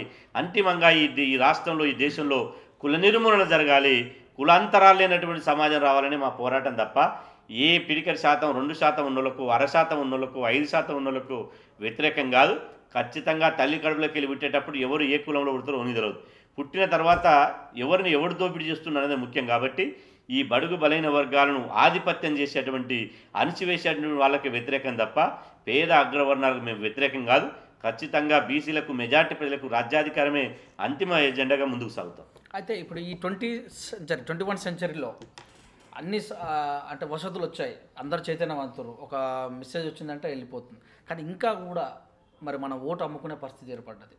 మరి మన ఓటు మనం వేసుకుంటే ఖచ్చితంగా రాజ్యాధికారం వస్తుంది. కొన్ని పోరాటాలు చేసినా చైతన్యవంతమైన కూడా మరి ఆ వైపు ఎందుకు పరిగెత్తలేదు యువత అయితేనేమి, ఓటర్స్ అయితేనేమి? డాక్టర్ బిఆర్ అంబేద్కర్ గారు ఆ రోజు మీకు అందరూ తెలుసు, ఈ చరిత్రకారులు తెలుసు, ఆ రోజు ఓటు హక్కు కావాలని పార్లమెంట్లో చర్చ జరిగినప్పుడు పార్లమెంట్లో ఉన్నటువంటి అగ్రకులాలంతా ఏం చేశారంటే ఇన్కమ్ ట్యాక్స్ కట్టిన వాళ్లకు, పీజీ చేసిన వాళ్లకు, అదేవిధంగా 100 ఎకరాల మాగాని ఉన్న వాళ్ళకు మాత్రమే ఓటు హక్కు ఇవ్వాలి. ఈ తాడిత పీడిత జనంకు ఓటు హక్కు ఇస్తే మిస్యూజ్ అవుతుంది. వాళ్ళకు చదువుకున్న వాళ్ళకు, కూలీ చేసుకునేటోళ్లకు, రెక్కాడితే డొక్కానులకు, ఎస్సీలకు, ఎస్టీలకు, బీసీలకు ఓటు హక్కు ఇస్తే మిస్యూజ్ అవుతుంది. కాబట్టి వాళ్ళకు ఓటు హక్కు వద్దు, అదేవిధంగా స్త్రీలకు ఓటు హక్కు వద్దని చెప్పి వాదిస్తారు. అప్పుడు అంబేద్కర్ గారు మహానుభావుడు లింగ వివక్షత లేకుండా, కుల వివక్షత లేకుండా బంజారాయిల్స్లో పుట్టినటువంటి ఇలా పెద్ద కులాలకు కానీ, పూరి గుడిసెలో పుట్టినటువంటి పాకలో పుట్టినటువంటి వాళ్ళకు కానీ, ఇలా స్త్రీలకు కానీ, పురుషులకు కానీ, ఎస్సీలకు కానీ, ఎస్టీలకు కానీ ఓటు హక్కు కల్పించాలని చెప్పి కొట్లాడి ఓటు అనే వజ్రాయుధాన్ని ఈ బడుగు బలైన వర్గాల చేతిలో పెట్టిపోయింది. మేము అందుకనే ఈ బడుగు బలైన వర్గాలకు ఒకటే పిలిపించిన మా బస్ యాత్రలో, ఓ నా బడుగు బలైన వర్గాల బిడ్డలారా, ఇవాళ మనకు తుపాకులు వద్దు, మనకు కత్తులు వద్దు, మనకు యుద్ధం వద్దు, మనకు రక్తపాతం వద్దు, పోలీస్ కేసులు వద్దు, ధర్నాలు వద్దు, ఓటు అనే వజ్రాయుధాన్ని డాక్టర్ బిఆర్ అంబేద్కర్ గారు, ఇది 1,00,000 AK పాఠశాలల కంటే పదునైనది, ఒక అనుభవం కంటే శక్తివంతమైనది ఓటు. ఆ ఓటు హక్కు మన చేతిలో పెట్టిపోయాడు. కాబట్టి ఆ ఓటు హక్కును ఉపయోగించుకొని మన బతుకులు మారాలంటే, మన తలరాత మారాలంటే, బహుజనుల గీత మారాలంటే మన ఓటు మనం వేసుకోవాలి, మన రాజ్యం మనం తెచ్చుకోవాలి. మన రాజ్యంలో మన రాజ్యం మనం తెచ్చుకోకపోతే బానిసలం అవుతున్నాం. కాబట్టి మన రాష్ట్రంలో మన రాజ్యం రావాలని చెప్పి ఓటు చైతన్యం తీసుకురావడం జరిగింది. మహానుభావుడు డాక్టర్ బిఆర్ అంబేద్కర్ గారు ఒక మాట చెప్తాడు, నా బహుజన బిడ్డలారా, ఓటు అనే ఆయుధాన్ని మీ చేతిలో పెడుతున్నా, దీన్ని మీ జాతి బిడ్డలు ఎక్కేసుకొని రాజులు అవుతారో, లేకపోతే ఈ ఓటు నమ్ముకొని బానిసలు అవుతారో అంటాడు. కాబట్టి ఈ రకమైనటువంటి ఇప్పుడు వస్తున్నటువంటి యువతలకు కానీ, ఉద్యోగులకు కానీ, మేధావులకు కానీ, మహిళలకు కానీ, విద్యార్థులకు కానీ ఒకటే విజ్ఞప్తి చేసేది ఏంటంటే, ఓటు అనేది వజ్రాయుధం. ఈ ఓటు హక్కే లేకపోతే, నేను అంటున్నా, ఓటు హక్కు కనుక లేకపోతే అగ్రకుల పాలకులు, అగ్రవర్ణ దొరలు, పటేళ్ళు కనీసం మనతో మందలిచ్చే వాళ్ళ, మనతో మాట్లాడే వాళ్ళ, మీకు ఇప్పుడు తినిపిస్తున్నటువంటి బిర్యానో, బీరో, విస్కో ఇచ్చటోళ్ళ, జంతువుల కంటే హీనంగా చూసేటోళ్ళు మనని. జంతువుల కంటే ఇప్పటికే తెలుసు మీకు, బంజారాహిల్స్లో జూబిలీస్ ఉండే దొరలంతా కుక్కనైనా కార్లో కూసబెట్టుకొని పోతారు కానీ సాటి మనిషిని కూసబెట్టుకొని పోరు. అంత వివక్షత కూడుకున్నటువంటి సమాజం ఉంది. ఈ ఓటు హక్కు లేకపోతే మనం ముఖం చూసేటోడు కాదు, మనతో మాట్లాడేటోడు కాదు, మన యోగక్షేమాలు చూసేటోడు కాదు. కాబట్టి ఓటు అనే వజ్రాయుధాన్ని మన చేతిలో పెట్టింది. కానీ ఏదైనా ఇవ్వండి, నమస్తే పెడితే నమస్తే పెట్టండి, మర్యాద ఇస్తే మర్యాద ఇద్దాం, అదే సంస్కారం అంటే సంస్కారం చేద్దాం. కానీ ఓటు అనే వచ్చే వరకు వల్ల పార్టీలను, జెండాలను చూడద్దు. బీసీ బిడ్డలకు, ఎస్సీ ఎస్టీ బీసీ మైనార్టీ బిడ్డలకు ఓటేసుకుంటే ఖచ్చితంగా మన రాజ్యాధికారం వస్తుంది. ఆ దిశగా మేము ఖచ్చితంగా ఓటు చైతన్య యాత్రలు పెడతాం, ఓటు చైతన్య ప్రాముఖ్యతను తీసుకొస్తాం. ఎందుకంటే ఇలా నేను చాలా బస్ యాత్ర తిరిగేటప్పుడు అన్నారు, నేను ఇట్నే మీటింగ్ పెట్టి మాట్లాడుతుంటే బస్ యాత్రలో ఒక ఆమె అన్నది, అయ్యా మేము వేయాలనుంది కానీ మేము వేసినటువంటి ఓటు మా దొరకు వేయకపోతే, పటేల్కి వేయకపోతే వాళ్ళు కోపం అవుతారేమని. నేను ఒకటే చెప్పింది, అవ్వా, ఓటు అనేది నువ్వు వేసేటప్పుడు నువ్వు నమ్ముకున్న దేవుడు చూడడు, ముఖ్యమంత్రి చూడడు, ప్రధానమంత్రి చూడడు. ఆ రోజు మహానీయుడు అంబేద్కర్ గారు ఏం చేసిందంటే, అప్పుడు ఓటు అంటే చేతులెత్తే సిస్టమ్ ఉండే. ఆ చేతులెత్తే సిస్టమ్ని తీసుకుపోయి సీక్రెట్ ఓటు పెట్టాడు. ఓకే. ఎందుకు పెట్టాడు? నా బడుగు బలైన వర్గాల సోదరులు భయానికో, భక్తికో, విందుకో, మందుకో, ప్రలోభాలకు గురై ఆ దొరలకు పటేళ్ళకే చెయ్యెత్తుతారు కాబట్టి ఓటు అనేది సీక్రెట్ పెట్టాడు. పరదసాటు ఓటు పెట్టాడు. ఆ పరదసాటు ఓటు నువ్వు ఓటేసేటప్పుడు ముఖ్యమంత్రి, ప్రధానమంత్రి, దేవుడు కూడా చూడడు కాబట్టి నీ ఓటు వేసేటప్పుడు నువ్వు జాతి బిడ్డలకు వేసుకో, నువ్వు తలరాత మార్చుకో.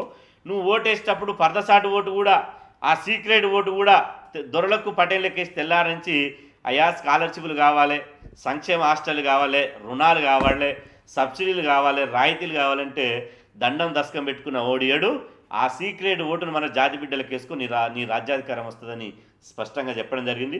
ఆ దిశనే మా ప్రణాళికలు ఉంటాయి. ఓటు చైతన్యం తీసుకొస్తాం, సామాజిక చైతన్యం తీసుకొస్తాం, అంతిమంగా బీసీలకు రాజకీయ అధికారాన్ని రాష్ట్రంలో తీసుకొస్తాం. ఖచ్చితంగా మెజార్టీ ప్రజలకి రాజ్యాధికారం వస్తుంది. 100% అసెంబ్లీ మీద బీసీ జెండా ఎగిరేసి తీరుతాం. బీసీ రాజకీయ సమితి పెట్టారు మీరు. మరి రాబోయే రోజులలో ఎంపీ సీట్లు కానీ సర్పంచ్, జెడ్పీటీసీ, ఎంపీటీసీలు కానీ ఎలా ఉండబోతుంది? బస్సు యాత్ర పెట్టిన తర్వాత మేము ఒక రాజకీయ పార్టీ పెట్టాలనుకున్నాం. కానీ కేసీఆర్ గారు ముందస్తు ఎన్నికలకు పోయారు. అసెంబ్లీని రద్దు చేసి మేము బస్సు యాత్రలో మెదక్ జిల్లాలో మా బస్సు యాత్ర సాగుతున్న సందర్భంలోనే ముఖ్యమంత్రి గారు అసెంబ్లీని రద్దు చేసి ఎన్నికలకు వెళ్ళడం జరిగింది. అదే రోజు 105 మంది అసెంబ్లీ అభ్యర్థులను ప్రకటించడం జరిగింది. అప్పుడు పార్టీ పెట్టాలంటే సమయం లేకుండే. ఆ సమయం లేకుండే కాబట్టి మేము పార్టీ పెట్టలేకపోయాం. కాకపోతే ఈ బీసీ సంక్షేమ సంఘము ఓన్లీ సాగిలపడి సంక్షేమ పథకాల కోసమే పనిచేస్తుంది తప్ప రాజకీయ అధికారం కోసం కృషి చేయడం లేదు. కాబట్టి రాజకీయ అధికారమే ఎజెండా కావాలి కాబట్టి మనం రాజకీయ నిర్మాణం చేపట్టాలని చెప్పి ఇలా బీసీ రాజకీయ సమితి అనేది ఒక ఆవిర్భావం చేశాం. ఈ బీసీ రాజకీయ సమితి ఖచ్చితంగా ఈ పార్లమెంట్ ఎన్నికలు, ఎందుకంటే తక్కువ సమయం ఉంది కాబట్టి ఈ పార్లమెంటు ఎన్నికలు ఉన్నాయి, మున్సిపల్ ఎన్నికలు ఉన్నాయి, లోకల్ బాడీ ఎన్నికలు ఉన్నాయి. ఈ ఎన్నికలు అయిపోయాక ఖచ్చితంగా బీసీలకు ఎన్నికలు 2-3 సంవత్సరాలు ఉన్న సమయం లోపలనే బీసీ రాజకీయ సమితి రాజకీయ పార్టీగా అవతరిస్తుంది. బీసీ రాజకీయ పార్టీ అవతరించిన రోజు ఇప్పుడున్నటువంటి అగ్రవర్ణ రాజకీయ పార్టీలు ఇవాళ ఖచ్చితంగా ఆ పార్టీ ఆఫీసులకు టూలెట్ బోర్డు వేసుకోవాల్సింది. ఆ పార్టీలకు ఖచ్చితంగా తాళాలు వేసుకోవాల్సింది. ఎందుకంటే ఆ పార్టీలు బహిరంగ సభ విజయవంతం చేయాలంటే బీసీలు కావాలి, ఓట్లు వేయాలంటే బీసీలు కావాలి. ఆ పార్టీలు ఇవాళ నడవాలంటే మేము చందాలు కడితేనే పార్టీలు నడుస్తున్నాయి.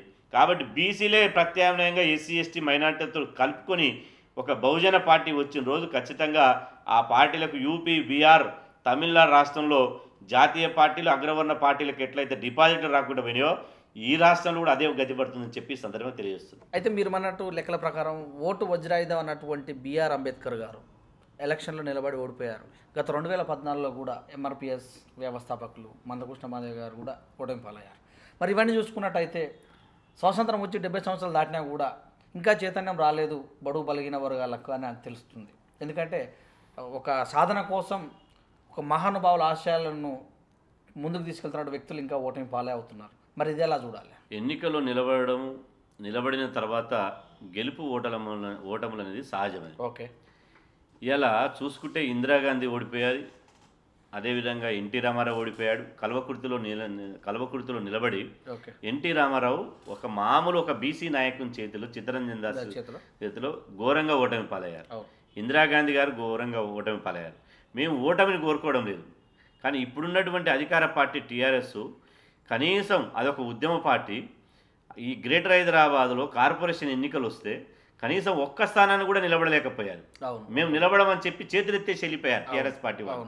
అదేవిధంగా ఇవాళ కాంగ్రెస్ పార్టీ అనేక రాష్ట్రాల్లో సీట్లను అడుక్కునే స్టేజ్లో ఉంది. ఒక జాతీయ పార్టీ నిన్ననే తమిళనాడు రాష్ట్రంలో డిఎంకే తోటి పొత్తు పెట్టుకుంటే వాళ్ళు ఇచ్చేటువంటి సీట్ల మీద ఆధారపడేది.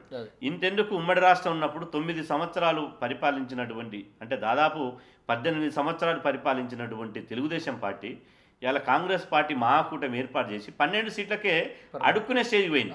కాబట్టి ఇవాళ గెలుపులు, ఓటములు, రాజకీయ అవసరాలు, సమీకరణ అనేది పక్కన పెడితే ఇక్కడ మన బీసీ, ఎస్సీ, ఎస్టీ, బహుజన భావజాలం మనం ఆ ఓటు నిలబడడం ద్వారా, ఎన్నికలు నిలబడడం ద్వారా కింది స్థాయి ప్రజలకు తీసుకురాగలుగుతాం. ఫస్ట్ మొదటిగా ఓడిపోవచ్చు, కానీ ఏ రోజుకైనా మెజార్టీ జనాభా అనేది ఉన్నది, ఓట్లు మన చేతులునే. కాబట్టి మనకు తాత్కాలికంగా కొద్దిగా ఎదురీత అయినా, తాత్కాలికంగా రాజకీయంగా కొంత నష్టం జరిగినా, కష్టం కలిగినా ఇవాళ భవిష్యత్తులో మాత్రం ఇలా ఖచ్చితంగా బీసీలదే ఉంటుంది. ఖచ్చితంగా బీసీలు నిలబడితే గెలుస్తారు. ఎందుకంటే మీకు చిన్న ఎగ్జాంపుల్ చెప్తా. ఇలా ఆలేరులో గతంలో బూడిద భిక్షమే గౌడ్ గారు నిలబడ్డాడు. అప్పుడు అక్కడ అందరు ఓడిపోతారని చెప్పారు, కానీ గెలిచాడు. కరీంనగర్లో పొన్నం ప్రభాకర్ గారు నిలబడ్డారు, అందరు ఓడిపోతారని చెప్పారు, గెలిచాడు. అదేవిధంగా అంజన్ కుమార్ యాదవ్ నిలబడ్డాడు, ఆయన గెలిచాడు. అనేక చోట్ల చాలా ఉదాహరణలు ఉన్నాయి. ఇలా వరంగల్ జిల్లాలో బార్ కౌన్సిల్ ఎన్నికలో ఇలా సిరికొండ సంజీవరావు అనే ఒక అడ్వకేటు ఆయన చెప్పాడు, అగ్రవర్ణ నాయకులారా దయచేసి దండం పెట్టి చెప్తున్నా, అగ్రవర్ణ అడ్వకేట్లారా నాకు ఎవ్వరు ఓటేయద్దు, నాకు బీసీ ఎస్సీ ఎస్టీ మైనార్టీల ఓట్లే చాలు, నేను వాళ్ళతో ఓట్లేస్తే గెలుస్తా అని చెప్పడం జరిగింది. ఆయన బ్రహ్మాండంగా గెలవడం జరిగింది. కాబట్టి ఖచ్చితంగా ఇక్కడ గెలిపోవటములు అనేది క్రైటీరియా కాదు. ఈ రోజుకైనా ఆ రోజుకైనా చూద్దాం. మీకు ఇప్పుడు ఉన్నటువంటి సింపుల్ ఎగ్జాంపుల్ చూసుకుంటే భారతీయ జనతా పార్టీ పార్టీ పెట్టినప్పుడు వాళ్ళ పార్లమెంట్ సీట్ల సంఖ్య ఎంత అయ్యా? కేవలం 2. ఆ తర్వాత ఇప్పుడు ఎన్నిక వచ్చింది అంటే అన్ని పార్టీలు కలిసి కూడా బీజేపీని ఓడిపించే పరిస్థితులు లేకపోయినాయి. కాబట్టి ఇలా బీఎస్పీ మనకు ఒక ఉదాహరణ ఉన్నది, అదేవిధంగా ఎస్పీ ఒక ఉదాహరణ ఉన్నది. ఇలా తమిళనాడులో 5 సార్లు ఒక నాయి బ్రాహ్మణ బిడ్డ, ఒక బీసీ బిడ్డ కరుణానిధి ముఖ్యమంత్రి కాగలిగారు. ఇలా నితీష్ కుమార్ ఇలా ఇన్నిసార్లు ముఖ్యమంత్రి కాగలిగారు. కాబట్టి అనేక ఉదాహరణలు ఉన్నాయి ఖచ్చితంగా. ఎందుకంటే సామాజిక న్యాయం అనేది ఇది జీవనది లాంటిది. ఎప్పుడు సామాజిక న్యాయానికి చావు లేదు. ఖచ్చితంగా ఈ రోజో ఏ రోజో ఒకరోజు మా రోజు వీరన్న చెప్పినట్టు ఖచ్చితంగా మెజార్టీ ప్రజలకు రాజ్యాధికారం వస్తుంది. ఖచ్చితంగా ఓట్లు వేసి గెలిపిస్తారు. ఈ అగ్రవర్ణ రాజకీయ పార్టీలు తాత్కాలికమైనటువంటి ఆనందం మాత్రమే, వాళ్ళ దీర్ఘకాలికం ఉండదు. ఆ ప్రణాళికలే మేము ఇప్పుడు బీసీ రాజకీయ సమితి నుండి మొదలుపెట్టినాం. ప్రధానమంత్రి బీసీ అని బంకర్ బడాయించారు, కానీ ఆయన ఓసీలకు 10% ఈ మధ్య కాలంలో ఇవ్వడం జరిగింది. అక్కడ బీసీ కమిషన్ కూడా వేశారని చప్పట్లు కొట్టారు. మరి ఇది ఎలా చూడాలి? అంటే మొదటి నుంచి ఈ దేశంలో రిజర్వేషన్ల ఉద్యమాలు జరిగినాయి. మండల్ కమిషన్ కావచ్చు, మురళీధర కమిషన్ కావచ్చు, అనంతరామన్ కమిషన్ కావచ్చు. రిజర్వేషన్ల ఉద్యమాలు జరిగిన ప్రతిసారి భారతీయ జనతా పార్టీ రిజర్వేషన్ పక్షాన ఉండాల్సినటువంటి పార్టీ రిజర్వేషన్ వ్యతిరేకుల పక్షాన్ని నిలబడ్డది. దేశంలో బీపీ మండల్ ఉద్యమం వచ్చినప్పుడు దేశవ్యాప్తంగా మండల్ కమిషన్ ఉద్యమాలు చాలా వేగంగా వచ్చినాయి. కానీ అప్పుడే అద్వానీ గారు మండలం ఉద్యమం వచ్చినప్పుడు కమండలం అని చెప్పి రథయాత్ర తీసుకొని బయలుదేరింది. అంటే ఆ మండల ఉద్యమాన్ని నీరుగార్చడానికి. ఇవాళ బీజేపీ ప్రభుత్వం కూడా ఇవాళ బీసీ ప్రధానమంత్రి కావచ్చు, మేము అభినందిస్తున్నాం, హ్యాపీగా ఫీల్ అవుతున్నాం. కానీ ఇదే సమయంలో ఇవాళ బీసీ ప్రధానమంత్రి ఉన్నప్పటికీ వారి పదవులు బీజేపీలో ఉన్నటువంటి మనందరికీ తెలుసు, ఆర్ఎస్ఎస్ విఎస్పీ చేతిలో వాళ్ళ పాలనా పగ్గాలు ఉంటాయి. వాళ్ళు ఏం నిర్ణయిస్తారో అది అమలు చేయడమే వీళ్ళ భాగం. కాబట్టి ఈరోజు ఇలా అగ్రవర్ణ రిజర్వేషన్లకు 10% రిజర్వేషన్ తీసుకురావడం జరిగింది. ఇలా మేము దాన్ని తీవ్రంగా వ్యతిరేకించినాం, నిరసించినాం. చాలామంది అడిగారు, అగ్రవర్ణ రిజర్వేషన్ మీరు ఎందుకు వ్యతిరేకిస్తున్నారు అని. అంటే ఒక్క విషయం ఇక్కడ అందరూ చాలామంది చదువుకున్న వాళ్ళు కూడా, చాలామంది అగ్రవర్ణాలను పేదలు కూడా నన్ను అడిగారు, ఫోన్ చేసి అడిగారు, అన్న మాకు అగ్రవర్ణ రిజర్వేషన్లు వస్తే మీరు ఎందుకు వ్యతిరేకిస్తారు అని. ఇలా మేము ఒక్కటే చెప్పాము, ఈ అగ్రవర్ణ రిజర్వేషన్లు అనేది పేదరిక నిర్మూలన పథకం కాదు. రిజర్వేషన్ అనేది చాలామంది అగ్రవర్ణాలు ఏమనుకుంటారంటే ఇది మేము డెవలప్ అవుతాం కదా, మేము అభివృద్ధి చెందుతాం అనేది. ఇది అభివృద్ధి నిర్మూలన పథకం కాదు, పేదరిక నిర్మూలన పథకం కాదు. ఇది అభివృద్ధి చేయడం అంతకంటే ఎక్కువ కాదు. రిజర్వేషన్ లక్ష్యం ఏంది? సామాజిక వెనుకబాటుతనం, సాంఘిక వివక్ష, సామాజిక అసమానతల మీద రిజర్వేషన్లు పెట్టారు.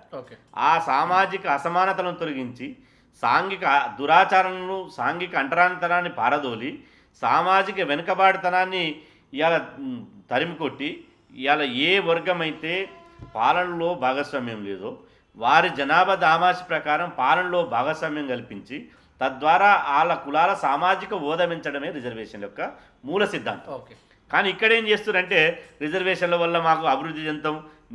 మేము చెప్పాం, నిజంగా అభివృద్ధి చేయాలంటే అగ్రవర్ణాల్లోని పేదలు ఒక్క విషయం ఏంటంటే పేదలకు కులం ఉండదు, మతం ఉండదు. పేదలు ఎక్కడైనా పేదలే, అగ్రవర్ణాలు ఉండొచ్చు, ఏ మతంలో ఉండొచ్చు, ఏ కులం ఉండొచ్చు. కానీ పేదల్ని అభివృద్ధి చేయాలంటే అనేక సంక్షేమ పథకాలు ఉన్నాయి. ఉదాహరణకు ఇలా రేషన్ సబ్సిడీ బియ్యం వస్తున్నాయి, అందులో అందరూ అగ్రవర్ణాలు ఉన్నారు. ఆసరా పెన్షన్లు వస్తున్నాయి, అందరు అగ్రవర్ణాలు ఉన్నారు. రైతు బీమా వస్తున్నది, అందరు అగ్రవర్ణాలు ఉన్నారు.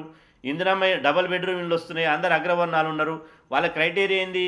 వైట్ రేషన్ కార్డు, లేదంటే ₹1,50,000 లోపు ఆదాయం లోపు ఉన్న వాళ్ళకి అందరికి వస్తున్నాయి. కేవలం ఈ సామాజిక వెనుకబాటుతనంగా, సాంఘిక వివక్షత ఆధారంగా రిజర్వేషన్లు వచ్చినాయి.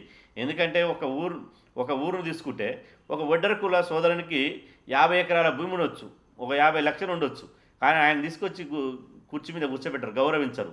అయ్యారు వడ్డరు అనే ఇప్పటికి పిలుస్తారు, కానీ ఎప్పుడు కూర్చోబెడతారు? ఆ వడ్డర సోదరుడు రిజర్వేషన్ ద్వారా ఒక ఎంపీడీసీ ఒక ఎంపీ పోయింది అనుకో, కలెక్టర్ గారి పక్కన కూర్చుంటాడు. ఆ సామాజిక వడ్డర కులానికి సామాజిక హోదా వస్తుంది. అదే రెడ్డి సాబ్ ఉన్నాడు అనుకో, అదే ఒక రావు గారు ఉన్నారనుకో, అదే ఒక చౌదరి గారు ఉన్నారనుకో, ఒక నాయుడు గారు ఉన్నారనుకో, ఏమరా చౌదరి అంటారా, ఏమరా రెడ్డి అంటారా? అనరు. వాళ్ళకు సామాజిక హోదా ఉంది. కానీ సామాజిక హోదా లేనటువంటి కులాలకు సామాజిక హోదా రావడం కోసమే ఈ రిజర్వేషన్లు పెట్టారు. కానీ ఇప్పుడున్నటువంటి మోడీ గారు బీజేపీ ప్రభుత్వం ఏం చేసిందంటే, ఈ 4.5 సంవత్సరాలుగా కుంభకర్ణుల లెక్క నిద్రపోయి ఈ చివరి మూమెంట్లో 48 గంటలు దేశ రక్షణకు సంబంధించిన బిల్లులు కూడా ఇంత తొందరగా కాలే, 48 గంటలు ఎజెండా లేకుండా రాత్రికి రాత్రే బిల్లుని పాస్ చేయడం జరిగింది. చట్టం 123వ రాజ్యాంగ సవరణ తీసుకొచ్చి 123వ చట్టం తీసుకురావడం జరిగింది. ఇవాళ మీకు నిజంగా చిత్తశుద్ధి ఉంటే ఇవాళ మేము పోరాటం చేసి అగ్రవర్ణ పేదలకు ఫీజు రియంబర్స్మెంట్ పెట్టించాం. అగ్రవర్ణ పేదలకు పూలే ఓవర్సీస్ స్కాలర్షిప్ ద్వారా ఇవాళ 20 లక్షల ఫ్రీ ఇప్పిస్తున్నాం. ఇంతెందుకు బీసీ గురుకులాలు ఉన్నాయి. ఈ బీసీ గురుకులాల్లో 15% సీట్లు అగ్రవర్ణ పేదల పిల్లలకి ఇస్తున్నాం. ఇప్పటికీ బీసీ సంక్షేమ శాఖ బడ్జెట్లో ఈబీసీ కోట కింద బీసీ సంక్షేమ శాఖ నుంచే బడ్జెట్ ఇస్తున్నాం. కాబట్టి ఇలా అగ్రవర్ణ సోదరులు మేము రిజర్వేషన్ వ్యతిరేకించినంత మాత్రాన ఇదేదో మాకు ఆ వ్యతిరేకం, ఇలా మా నోటికాడు ముద్దును గుంజుకొని తింటారంటే అని శుద్ధాబద్ధం. ఇలా మీకు రిజర్వేషన్లు ఎక్కడ ఉంటాయి? ప్రైవేట్ రంగంలో రిజర్వేషన్ లేవు, సంపదలో రిజర్వేషన్ లేవు, రాజకీయ రంగంలో రిజర్వేషన్ లేవు. ఎక్కడున్నాయి? విద్యా ఉద్యోగాలు ఉన్నాయి. ఇప్పుడు ఈడబ్ల్యూఎస్ రిజర్వేషన్లు పెట్టారు. ఎక్కడ? విద్యా ఉద్యోగాలు రిజర్వేషన్లు. విద్య ప్రభుత్వ స్కూళ్ళలో అగ్రవర్ణ పేదలు చదువుతారా? చదవరు. ప్రభుత్వ కాలేజీలో చదువుతారా? ఎవ్వడు బీసీలు కూడా చదవకుంటే సీట్లు మిగిలిపోతున్నాయి. ఆ రిజర్వేషన్ వల్ల మీకేం లాభం లేదు. ఉద్యోగాలు కేంద్రంలో ఇప్పుడు 15 లక్షల ఉద్యోగాలు ఖాళీలు ఉన్నాయి. అది భర్తీ చేస్తారా? అది భర్తీ చేయరు. రాష్ట్రంలో ఉద్యోగ ఖాళీలు ఉన్నాయి, భర్తీ చేస్తారా? చేయరు. నీకు ఉద్యోగాలే భర్తీ చేయనప్పుడు ఇలా ప్రభుత్వ స్కూళ్ళల్లో ప్రభుత్వ విద్యా సంస్థలు ఓడు చదువుకున్నప్పుడు నీ రిజర్వేషన్ ఏం లాభం? నీకు కావాల్సింది ఇవాళ బ్రాహ్మణ కార్పొరేషన్ పెట్టారు సురేష్ గారు. బ్రాహ్మణ కార్పొరేషన్ పెట్టి దానికి 100 కోట్లు కేటాయించి బ్రాహ్మణుల అభివృద్ధి కోసం కేటాయించారు. మేము ఒక్క స్టేట్మెంట్ ఇవ్వలే, 100 కోట్లు కాదు ఇంకో 100 కోట్లు కేటాయించండి బ్రాహ్మణులు అభివృద్ధి చేయమని చెప్పాం. ఇలా కేసీఆర్ గారు రెడ్డి కార్పొరేషన్ పెడుతున్నాడు, అదేవిధంగా చౌదరి కార్పొరేషన్ పెడతాడు, రేపు వైశ్య కార్పొరేషన్ పెడతాడు. అభివృద్ధికి సంబంధించినటువంటి వాళ్ళని ఆర్థికంగా అభివృద్ధి చేయాలనుకుంటే ప్రభుత్వం ఎన్ని పథకాలను పెట్టవచ్చు. కానీ రిజర్వేషన్లు అనేది తాయిలాలు కాదు, రాజకీయ నాయకుల జేబుల నుంచి కాదు. ఇది అగ్రవర్ణ రిజర్వేషన్ల యొక్క మూల సిద్ధాంతం ఏంటంటే, ఇప్పుడు కులపరంగా జరుగుతున్నటువంటి రిజర్వేషన్లు ఎత్తివేయడానికి చేసేటువంటి కుట్ర మాత్రమే. ఈ కుట్రని అర్థం చేసుకో. ఇప్పటిదాకా సామాజిక వెనుకబాటుతనం ఆధారంగా రిజర్వేషన్లు పెడుతున్నారు. రేపటి నుంచి కనుక ఈ పేదరికం ఆధారంగా రిజర్వేషన్లు అమలైతే ఏమైంది తెలుసా? ఈ బీసీ రిజర్వేషన్ తగ్గిస్తారు, ఎస్సీ తగ్గిస్తారు, ఎస్టీ తగ్గిస్తారు. ఇవన్నీ తగ్గించి ఏం చేస్తారంటే పేదరికం ఆధారంగా రిజర్వేషన్ తెస్తారు. అంటే ఈ కులం పరంగా ఈ సామాజిక వెనుకబాటుతరంగా అదేవిధంగా సాంఘిక వివక్ష క్రైటీరియా పెట్టిన రిజర్వేషన్లు రోజు రోజు తగ్గిపోయి పేదరికం ఆధారంగా పెరుగుతుంటాయి. అప్పుడు పేదరికం ఆధారం అని ఎవరిని క్రైటీరియా తీసుకుంటారు? రెవెన్యూ ఆఫీసులు, తహసీల్దార్ ఆఫీసులు. ఎవడు కులం సర్టిఫికేట్ కాదండి, ఎవరు ఆదాయ సర్టిఫికేట్ తీసుకొస్తే వాళ్ళు తెస్తారు. మీకు తెలుసు రెవెన్యూ ఆఫీసులలో ఎవరు డబ్బులు ఇప్పిస్తే వానికి 20 కోట్ల ఆస్తుల్లోనూ కూడా ₹1,00,000 ఆదాయం అని చెప్పి రాసిస్తారు. అప్పుడు నిజమైన పేదలకు రిజర్వేషన్ లబ్ధి ఉంటాయా? అస్సలు రిజర్వేషన్ అనేది పేద రెడ్లకు, పేద కమ్మలకు, పేద వైశ్యులకు, పేద బ్రాహ్మణులకు అస్సలు దరిజాయి. ఇంకోటి ఇంట్లో రిజర్వేషన్ ఈడబ్ల్యూ రిజర్వేషన్లో క్లాసిఫికేషన్ లేదు, ఏబిసిడి వర్గీకరణ లేదు. ఇప్పుడు బీసీలు ఉన్నారు, బీసీలలో ఏబిసిడిఈ ఉన్నది. ఈ రిజర్వేషన్ అనేది అందరికీ సమభాగం అందాలంటే క్లాసిఫికేషన్ ఉంది. మరి ఈడబ్ల్యూఎస్ రిజర్వేషన్ 10% పెడుతున్నారు. ఈడబ్ల్యూఎస్ రిజర్వేషన్ మీ వాడు కేంద్రీయ విద్యా సంస్థలో సీట్ రావాలి. ఇక్కడున్న రెడ్డి పోతాడు, అక్కడున్న వాళ్ళు మార్వాడీలు, పటేన్లు వాళ్ళే తీసుకుంటారు తప్ప ఇక్కడ పేద రెడ్లకు, పేద వెలమలకు రాదు. కాబట్టి దయచేసి ఈ రిజర్వేషన్ల విషయంలో అర్థం చేసుకోవాలి. మాటికి ఇది ఎన్నికల స్టంట్. ఈ బీజేపీ ప్రభుత్వం 2019లో గట్టెక్కడానికి మాత్రం ఇది పెట్టింది.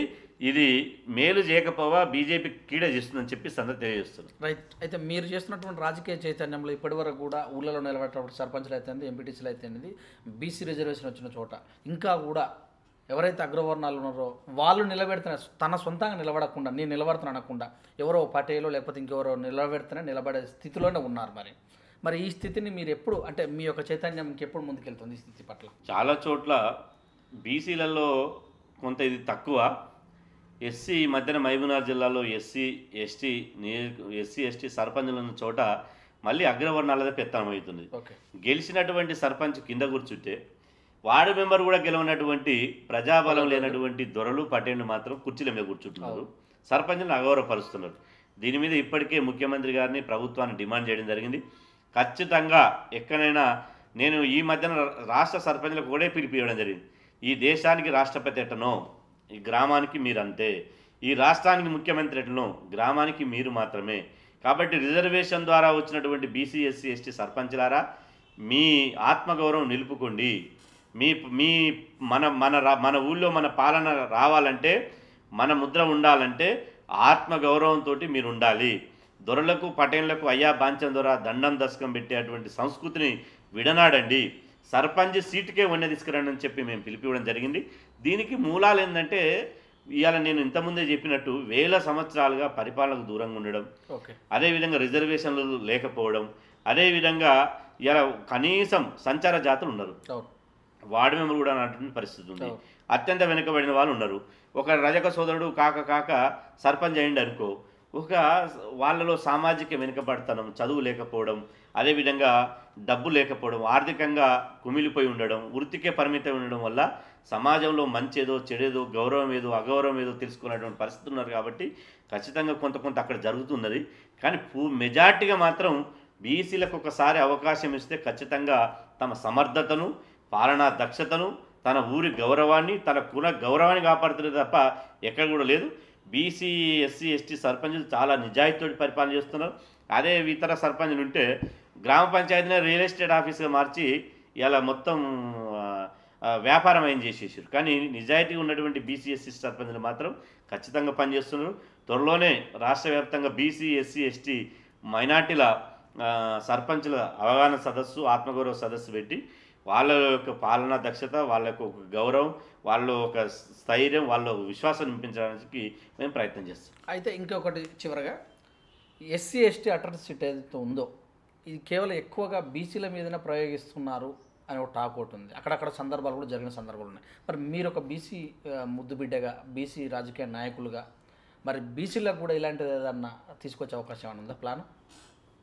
ఎస్సీ ఎస్టీ అత్యాచార నిరోధక చట్టం ఎవరైతే సోదర దళితుల సోదరుని వాళ్ళని మానసికంగాని శారీరకంగాని వేధిస్తారో వాళ్ళ మీద ఎస్సీ ఎస్టీ చట్టం పెట్టి వాళ్ళ ఆత్మరక్షణ కోసం వాళ్ళు కాపాడుకునే క్రమంలో ఆత్మరక్షణ కోసం ఎస్సీ ఎస్టీ చట్టం పెట్టాలనేది చెప్పి కేసులు పెట్టాలని చెప్పి ఒక కేంద్రం ఒక చట్టం తీసుకొచ్చింది. ఈ మధ్యన సుప్రీంకోర్టు కూడా దాన్ని కొద్దిగా సమీక్షించాలన్న తర్వాత దళిత సోదరులు దేశవ్యాప్తంగా పెద్ద ఎత్తున ఉద్యమం చేశారు. ఎస్సీ ఎస్టీ యాక్టు చట్టం ఉండవలసిందే, దానికి బీసీల తరఫున సంపూర్ణంగా మద్దతు ఉంటుంది. కానీ ఇదే సమయంలో నీ సోదరులైనటువంటి బలైన వర్గాల సోదరుని, బీసీ సోదరుని, అనేక కులాల వారిని అక్కడక్కడ, మొత్తం కాదు అక్కడక్కడ అకారణంగా అన్యాయంగా కొంతమంది ఎవరు అగ్రకులాలు చెప్పిన మాటలిని ఆ కేసులలో ఇరికిచ్చి మానసిక వేధింపులకు గురి చేస్తున్నారు. కాబట్టి నేను ఎస్సీ సోదరులకు విజ్ఞప్తి చేసిందంటే ఈ సమయం లోపల ఎస్సీ ఎస్టీ బీసీ మైనార్టీల ఐక్యతను మనం రావాలంటే మన మధ్యన మనం కేసులు పెట్టుకుని మన మధ్యన మనం భిన్నాభిప్రాయాలను భేదాభిప్రాయాలను పెట్టుకుంటే ఇంకా 1000 సంవత్సరాలైనా రాజ్యాధికారం రాదు. కాబట్టి దీర్ఘకాలిక ప్రయోజనాన్ని దృష్టిలో పెట్టుకుని బీసీ సోదరుల మీద ఎస్సీ ఎస్టీ కేసులు పెట్టేటప్పుడు ఆలోచించవలసినటువంటి అవసరం ఉన్నది. మనము ఎవరైతే అగ్రకుల పెత్తందారులు, పెట్టుబడిదారులు, భూస్వాములు ఎవరైతే మీ మీద దాడులు చేస్తారో, దౌర్జన్యం చేస్తారో, బౌద్ధిక దాడులకు పాల్పడతారో వాళ్ళ మీద పెట్టండి. నిజంగా అట్లాంటి చోట బీసీలు కూడా బౌద్ధికంగా దాడి చేసి సోదర దళితులను హింసించి వాళ్ళని గాయపరిచి అదేవిధంగా రక్తం వచ్చేటట్టు బౌద్ధికంగా దాడి చేస్తే కేసులు పెట్టండి. దానికి మేము ఎవరు క్రైమ్ చేసినా అది క్రైమే, దానికి ఎవరు సపోర్ట్ చేయం. కానీ అకారణంగా అగ్రకులాల మాటలని, ఎవరో దొరల పటేళ్ల మాటలని వాళ్ళని రాజకీయంగా అణచివేయడంలో భాగంగా, ప్రజలలో పల్చడంలో భాగంగా ఇలా రాజకీయ అవసరాల కక్ష తీర్చుకోవడం కోసం, రాజకీయంగా అణచివేయడం కోసం ఒక పావుగా మారి కేసులు పెడితే మాత్రం మేము ఖచ్చితంగా వ్యతిరేకిస్తాం, దాన్ని ఖండిస్తాం. ఎస్సీ సంఘాల దృష్టికి కూడా తీసుకుపోయాం, అదేవిధంగా ఇతర సంఘాల కూడా దృష్టికి తీసుకుపోయాం. ఖచ్చితంగా ఎస్సీ ఎస్టీ బీసీలకు ఐక్యత రావాలంటే ఒకరి మీద ఒకరు కేసులు పెట్టుకోవడం బంద్ చేయాలని ఒకటి. రెండోది, ఇంట్లో కూడా సంచార జాతులు ఉన్నారు, అదేవిధంగా అత్యంత వెనుకబడిన వాళ్ళు ఉన్నారు. కాబట్టి ఈ ఎస్సీ ఎస్టీ యాక్ట్ తరాలోనే బీసీలకు కూడా ఒక ప్రత్యేకమైన యాక్ట్ తీసుకురావాలి, బీసీ యాక్ట్ తీసుకురావాలని చెప్పి మేము ఖచ్చితంగా ఢిల్లీ స్థాయిలో పోరాటం చేస్తున్నాం. అది వస్తుందని విశ్వసిస్తున్నాం. ఇవాళ ఆంధ్రప్రదేశ్లో చాకలోడ అంటే జీవో తీశారు, ఓకే పని అది క్రైమ్ కిందకి వస్తుంది, రజకులు అని పిలవాలని మాత్రమే తీశారు. కాబట్టి ఇక్కడ కూడా బీసీ కులాలను అవమానం చేసి కించపరిచి బీసీలను అవమానిస్తే మాత్రం బీసీ ఎస్సీ ఎస్టీ అట్రాసిటీ చట్టం లాగానే బీసీ అట్రాసిటీ చట్టం తీసుకురావాలని చెప్పి డిమాండ్ చేస్తున్నాం. బీసీ ఎస్సీ ఎస్టీ అట్రాసిటీ చట్టం తీసుకొస్తేనే బీసీలకు సంపూర్ణమైన రక్షణ ఉంటుంది. లేకపోతే ఇవాళ బోగస్ కేసులతోటి అక్రమ కేసులతోటి బీసీలు బలయ్యేటువంటి పరిస్థితి ఉంది. కాబట్టి దాన్ని దళిత సోదరులు గమనించి దీన్ని సోదరాభావంతో మెలగాలని చెప్పి సందర్భంగా పిలిపిస్తారు. అయితే ఇప్పుడు బీసీ నాయకులు అయితేనేమి మరి ఏ కుల నాయకులైనా కూడా చలమని అవుతున్న వాళ్ళందరూ కూడా ఖచ్చితంగా ఏదో ఒక ప్రభుత్వానికి మద్దతు తెలుపుతున్నారు. చాలా సందర్భాల్లో కూడా ప్రభుత్వం నుంచి అదే ఇప్పుడు ఫర్ ఎగ్జాంపుల్ వేరే పార్టీ బీసీ నాయకులు ఏదైనా సమస్య మీద మాట్లాడితే మిగతా పార్టీ వాళ్ళు అదే బీసీ నాయకుల మీద అటాక్ చేయించే ప్లాన్ నడుస్తుంది అందరికీ తెలిసిన విషయం. మళ్ళీ ఏంటంటే జరుగుతున్నప్పుడు ఒక బీసీ నాయకులుగా మీకు ఎలాంటి ఇబ్బందులు అని ఎదుర్కొన్నారా? నిజమైన బీసీ వాదాన్ని తీసుకుపోయే వాళ్ళకు ఇబ్బందులు ఉంటాయి. వాస్తవంగా నిజమైన పార్టీలకు అతీతంగా అది అధికార పక్షం కావచ్చు, ప్రతిపక్షం కావచ్చు, ఏ పక్షమైనా కావచ్చు, ఎవరి కొమ్ము గాయకుండా బీసీ భావజాలాన్ని, బీసీ ఎజెండాను గల్లీ నుంచి ఢిల్లీ వరకు తీసుకుపోవడమే మా భుజస్కంధాల మీద వేసుకున్నాం. ఆ దిశనే పోతున్నాం. కాకపోతే అప్పుడప్పుడు ఎవరైతే నిజమైన బీసీ వాదాన్ని వినిపిస్తారో, ఇలా ఒక కుక్క ఊళ్ళో ఉన్నప్పుడు దాన్ని చంపాలంటే దాన్ని పిచ్చి కుక్క అనాలి. పిచ్చి కుక్క అంటేనే అందరూ అరే పిచ్చి కుక్కని చంపితే బాగుండి అనిపిస్తుంది. ఇలా ప్రభుత్వాలు కావచ్చు, అగ్రకుల పార్టీలు కావచ్చు, ఈవెన్ బీసీ నాయకులు కూడా నిజమైన బీసీ భావజాలను ఎవరైతే వినిపిస్తారో అనేక అబండాలు, అనేక అవహేళనలు, అనేక నిందలేస్తారు.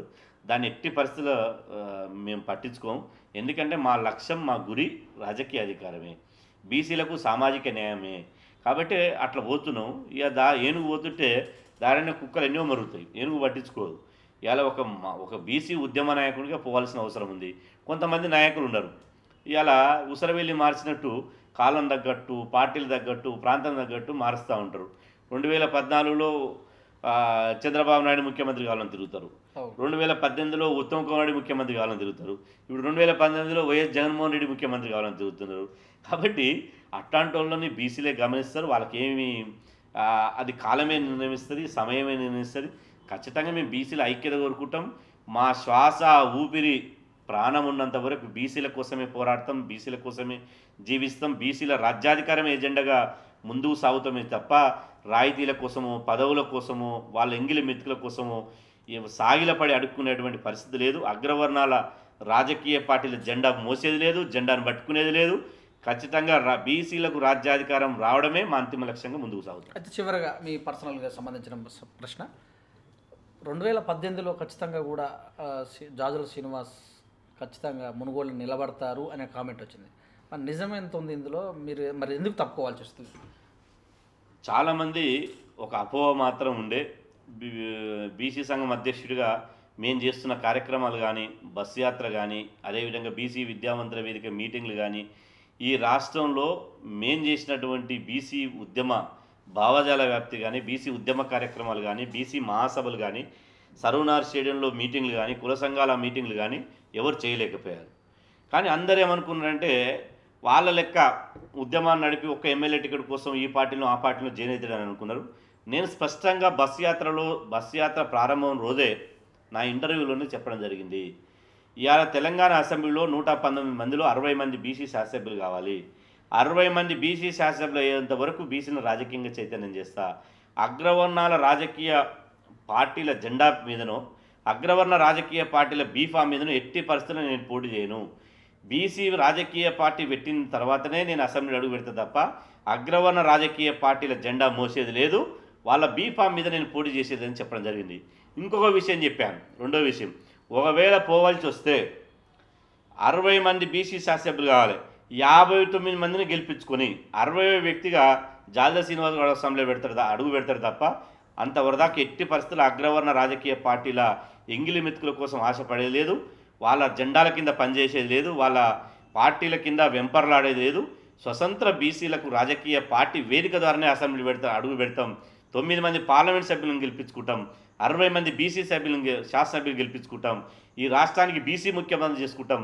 అందుకోసమే మా బీసీ ఉద్యమం తప్ప ఒక వ్యక్తి కోసమో ఒక వ్యక్తి ప్రయోజనాల కోసమో బీసీ ఉద్యమాన్ని ముమ్మాటికి తాకట్టు పెట్టేది లేదు. చివరి శ్వాస వరకు బీసీలకు రాజ్యాధికారమే అంతిమ లక్ష్యంగా మా ప్రయాణం ఉంటుంది. మీరు నల్గొండ జిల్లా వాసి, ఇప్పటి కూడా నల్గొండ జిల్లాలో ఒక సామాజిక వర్గమే మంత్రి పదవులు అయితే ఇంకేదైనా జరుగుతుంది. స్వతహాగా మీరు నల్గొండ జిల్లా వాసి కనుక అక్కడ బీసీలుగా ఎదుగుతున్నటువంటి వ్యక్తులను అంతమించినటువంటి ప్రభావం కూడా చాలా ఎక్కువగా ఉంది, పేర్లు కూడా మనం తెలుసు. మరి ఇలా జరుగుతున్నటువంటి ఈ యొక్క జిల్లాలో మరి ఇంకా మీరు ఒక బీసీ నాయకుడిగా మీ యొక్క చిరకాల కోరిక? నల్గొండ జిల్లా అయినా, మేము పుట్టినటువంటి నల్గొండ జిల్లా అయినా, అదేవిధంగా పక్కనున్న మహబూబ్నగర్ అయినా, ఇటు వచ్చి మెదక్ అయినా, ఇవాళ అన్ని జిల్లాలు, ఒక్క జిల్లా ఏందండి, అన్ని జిల్లాలు అగ్రకుల రాజకీయ నాయకుల చేతుల కబంధాస్తాలో ఉండే. ఇవాళ తెలంగాణ వస్తే ఏమనుకున్నారు, తెలంగాణ వస్తే ఈ అగ్రవర్ణ పెత్తనం తగ్గిపోతుంది, బీసీలకు రాజకీయ అధికారం వస్తుందని చెప్పి ఇవాళ కలలు కన్నాం. ఇవాళ నేను బస్సు యాత్ర చేసినప్పుడు ఒకటి గమనించింది ఏంటంటే, ఫస్ట్ పాలమూరు జిల్లాలోకి బస్సు యాత్ర పోయింది. ఉమ్మడి ఆంధ్రప్రదేశ్లో అక్కడ ఎవరున్నారు మంత్రి, అంతకుముందు జూపల్లి కృష్ణారావు, డికే అన్నారెడ్డి గారు ఉండే.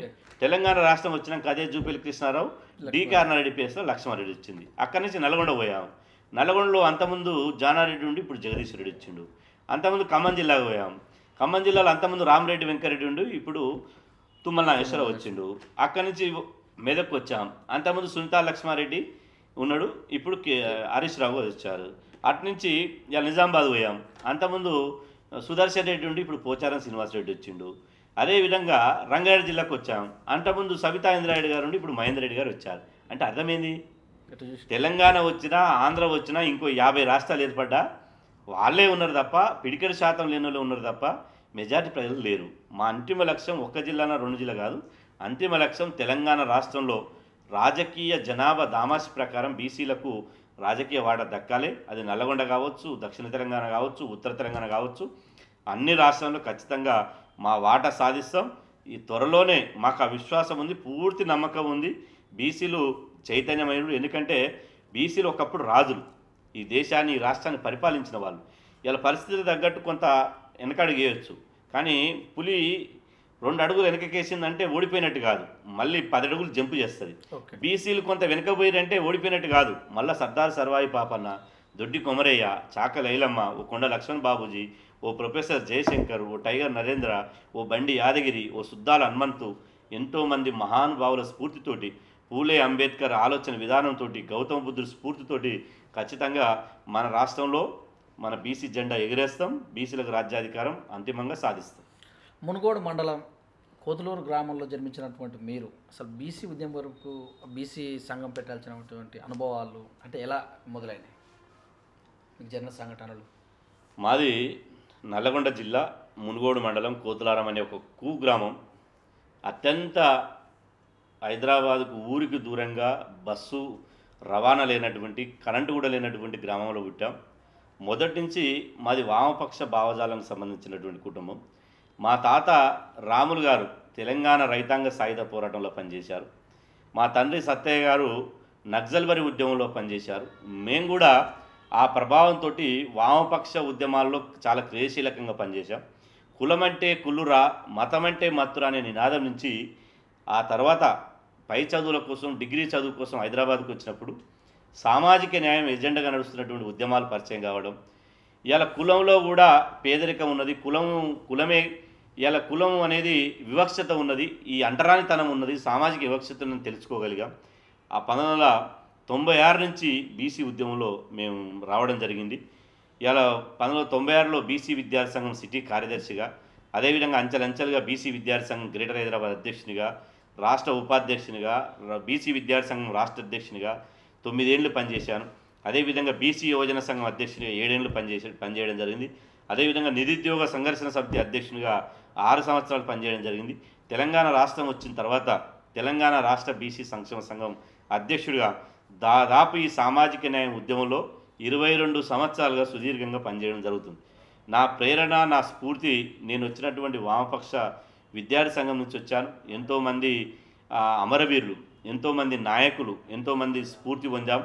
ఇలా డాక్టర్ బిఆర్ అంబేద్కర్ ఒక మాట చెప్తాడు, నీ కోసం జీవిస్తే నీలోనే నిలిచిపోతావు, జాతి కోసం జీవిస్తే చరిత్రలో నిలిచిపోతావు అంటాడు. నేను అప్పుడే నిర్ణయించుకున్నాను, నేను నా కోసం జీవించుడా. నేను ఇవాళ ఎంఏఎల్ఎల్బి చేశాను. నేను ప్రాక్టీస్ చేస్తే 100 కోట్లు సంపాదించవచ్చు. నా నా నా కొలీగ్స్ ఎక్కడనో ప్రాక్టీస్ చేసుకొని పోయారు. నాతో పాటు పనిచేసినటువంటి ఎంతోమంది నా బీసీ విద్యార్థి సంఘంలో పనిచేసిన వాళ్ళు టీఆర్ఎస్ పార్టీ ఆవిర్భవించినప్పుడు అలా పోయారు. ఇప్పుడు ఎమ్మెల్యేలు అయ్యారు, ఎంపీలు అయ్యారు, శాసనమండలిలో కూడా వెళ్ళిపోయారు, ఎమ్మెల్సీలు అయ్యారు, కార్పొరేషన్ చైర్మన్లు అయ్యారు. అదేవిధంగా చాలామంది చాలా ఉన్నతమైన పదవులు పోయారు, చాలామంది డబ్బు సంపాదించుకున్నారు. కానీ నా లక్ష్యం అది కాదు. ఇవాళ నేను నా జీవితం కోట్లాది మందికి ఉపయోగపడాలి. ఒక క్రొవ్వొత్తిలాగా చీకట్లో మగ్గుతున్నటువంటి నా జాతికి కనీసం క్రొవ్వొత్తే వెలుగుతూ వాళ్ళ జీవితాల్లో వెలుగులు నింపాలి. నా జాతి కోసం చివరి శ్వాస ఉన్నంత వరకు, నేను జీవించున్నంత వరకు నా జాతి కోసమే జీవించాలి, జాతి హక్కుల కోసమే పోరాటం చేయాలి. రాజకీయ ప్రయోజనాలు, వ్యక్తిగత ప్రయోజనాలు పక్కన పెట్టి జాతి ప్రయోజనాల కోసమే పోరాటం చేయాలని చెప్పి నిర్ణయించుకున్నా. మడమ తిప్పకుండా, ఎక్కడ వెనుకడుగు వేయకుండా, రాజకీయ పార్టీల ప్రలోభాలు లేకుండా మొన్న నాకు ఇలా టీఆర్ఎస్ పార్టీ అదేవిధంగా కాంగ్రెస్ పార్టీ అంబర్పేట నుంచి ఎమ్మెల్యేగా టికెట్ ఇస్తాం, పోటీ చేయమని చెప్పాను. నేను చెప్పాను, నా ఒక్కని కోసం కాదండి టికెట్. నేను ఈ 22 సంవత్సరాలు నడిపిన ఉద్యమం నేను ఒక్కని ఎమ్మెల్యే కావడం కోసం నడపలేదు, కాబట్టి నేను పోటీ చేయనని చెప్పడం జరిగింది. కాబట్టి అనేక పదవులు వచ్చినా, రాజశేఖర రెడ్డి గారు ఉన్నప్పుడు బీసీ కమిషన్ మెంబర్ ఇస్తామని చెప్పడం జరిగింది. టికెట్లు వచ్చిన అన్ని జాతి కోసం వదిలించుకున్నా. ఖచ్చితంగా బీసీలకు రాజ్యాధికారమే లక్ష్యంగా పనిచేస్తా. నా ఉద్యమ స్ఫూర్తి, అదేవిధంగా నేను వచ్చినటువంటి నేపథ్యం, నా నా మూలం అట్లాంటిది కాబట్టి దానికోసమే పనిచేస్తా తప్ప ఏదో ప్రలోభ కోసమో, ఆస్తుల కోసమో, సంపద కోసమో అన్ని పార్టీలకు తలొగ్గి బతకాల్సినటువంటి అవసరం లేదు. మా జాతి కోసం పనిచేయడమే నేను అదృష్టంగా భావిస్తున్నాను. మా వీధి తరపున బహుజనుల బిడ్డలకు, యువతకు మీరు చెప్తే సందేశం. ఈరోజు మీడియా రంగంలో అనతి కాలంలోనే సామాజిక సమస్యల మీద, అదేవిధంగా అనేక సమస్యల మీద విశ్లేషణాత్మకంగా ఇలా బడుగుల గొంతుకను, అదేవిధంగా అణగారిన వర్గాల వాయిస్ని వినిపిస్తున్నటువంటి V3కి ప్రత్యేకంగా ధన్యవాదాలు తెలుపుకుంటూ, మన V3 ఛానల్ ద్వారా రాష్ట్రంలో ఉన్నటువంటి కోట్లాది మంది బడుగు బలైన వర్గాలకు, ముఖ్యంగా బీసీ, ఎస్సీ, ఎస్టీ పేదలకందరికీ నేను విజ్ఞప్తి చేస్తున్నా. ఇవాళ నేను ఇంతకుముందే చెప్పాను, అంబేద్కర్ గారు చెప్పినట్టు మన కోసం మనం జీవిస్తే చరిత్ర గుర్తుపెట్టుకోదు. ఇవాళ గౌతమ బుద్ధుడు కావచ్చు, స్వామి వివేకానంద కావచ్చు, అదేవిధంగా పూలే అంబేద్కర్ కావచ్చు, సావిత్రిబాయి పూలే కావచ్చు, పెరియార్ కావచ్చు, రామస్వామి నాయకర్ కావచ్చు, నారాయణ గురు కావచ్చు, సర్దార్ సర్వాయి పాపన్న కావచ్చు, దొడ్డి కొమరయ్య కావచ్చు, చాకలి ఎల్లమ్మ కావచ్చు, వాళ్ళు బతుకున్నన్ని రోజులు ఇవాళ వాళ్ళు మన జాతి కోసం, అణగారిన వర్గాల ప్రజల కోసం వాళ్ళు జీవించారు. వాళ్ళు భౌతికంగా మన మధ్యన లేనప్పటికీ వాళ్ళ ఆశయాలు, వాళ్ళు కన్నటువంటి కళలు మన ముందలున్నాయి. కాబట్టి మన లక్ష్యం కోసం, మన జాతి ప్రయోజనాల కోసం కలిసి రావాలని చెప్పి నేను విజ్ఞప్తి చేస్తున్నా. ఇవాళ మీడియా మోజుల్లోనో, లేకపోతే సెల్ ఫోన్ మోజుల్లోనో, ట్విట్టర్ మోజుల్లోనో, సోషల్ మీడియా మోజుల్లోనో పడిపోయి ఇవాళ అదే జీవితంగా గడిపొద్దు. సామాజిక సోయితోటి, సామాజిక స్పృహతోటి మన జాతి మూలాలను తెలుసుకుని, సామాజిక సిద్ధాంతం తెలుసుకొని అందరం ఒకటి కావాల్సినటువంటి అవసరం ఉన్నది. కాబట్టి మన జీవితం ఇలా భవిష్యత్ తరాలకు ఉపయోగపడాలి, భవిష్యత్ తరాల జీవితాల్లో వెలుగు నింపడం కోసం ఉపయోగపడాలి. మనం చనిపోయినా కూడా, ఎందుకంటే దేశంలో రోజుకు లక్షల మంది చనిపోతున్నారు, లక్షల మంది ఇలా పుడుతున్నారు, వాళ్ళకి ఎక్కడ కూడా చరిత్రలో స్థానం లేదు. రేపు భవిష్యత్తులో ఎవరు వాళ్ళని గుర్తు చేసుకోరు, ఎవరు యాది చేసుకోరు. కానీ ఇలా 1 కోటి మందిలో నీకు ఒక ప్రత్యేకమైన గుర్తింపు రావాలంటే, భౌతికంగా ఈ సమాజంలో మనం లేకున్నా మనం కన్నటువంటి ఆశలు, ఆశయాలు, కలలు నెరవేరాలంటే నువ్వు సామాజిక న్యాయం కోసం, సామాజిక స్ఫూర్తితోటి, సామాజిక సోయితోటి ఈ ఉద్యమంలో కలిసి రావాలి. అంతిమంగా మెజార్టీ ప్రజలకు రాజకీయ అధికారం రావాలి. మెజార్టీ ప్రజలకు రాజకీయ అధికారం వస్తే ఈ కులవివక్షత ఉండదు, ఈ కులగజ్జి ఉండదు, ఈ సంపద అందరికీ సమానంగా ఉంటుంది. అదేవిధంగా ఈ వనరులు సమానంగా వస్తాయి. నిరుద్యోగ సమస్య పోతుంది, అందరికీ కామన్ విద్యా విధానం వస్తుంది, ప్రతి ఒక్కరికి గూడు ఉంటుంది, గుడ్డ ఉంటుంది, నీళ్లు ఉంటాయి, ఉద్యోగాలు ఉంటాయి. ఆకాశంలో పక్షి ఎంతైతే స్వేచ్ఛగా హాయిగా జీవిస్తుందో, రేపు బహుజనుల రాజ్యం వస్తే బుద్ధుడు అన్నట్టు బహుజన హితాయ బహుజన సుఖాయ అన్నట్టు అందరం ఆనందంగా కలిసి బతుకుతాం, ఆనందంగా జీవిస్తాం. ఎలాంటి కోరిక లేనటువంటి ఎలాంటి అభద్రత లేనటువంటి సమాజం వస్తుంది. కాబట్టి అట్లాంటి సమాజం కోసం మీరందరూ కలిసి రావాల్సిందిగా ఈ సందర్భంగా V3 న్యూస్ ద్వారా నేను ప్రత్యేకంగా విజ్ఞప్తి చేస్తూ సెలవు తీసుకుంటున్నాను. Thank you sir, thank you very much. మీరు ఎంతో బిజీగా ఉన్నా కూడా మీ కోసం వచ్చినట్టు కలిసిన వాళ్ళందరినీ కూడా మరి కాదని మా V3 న్యూస్కు మీ యొక్క విశ్లేషణ చేసినందుకు మా V3 తరపున మీకు ధన్యవాదాలు. Thank you sir.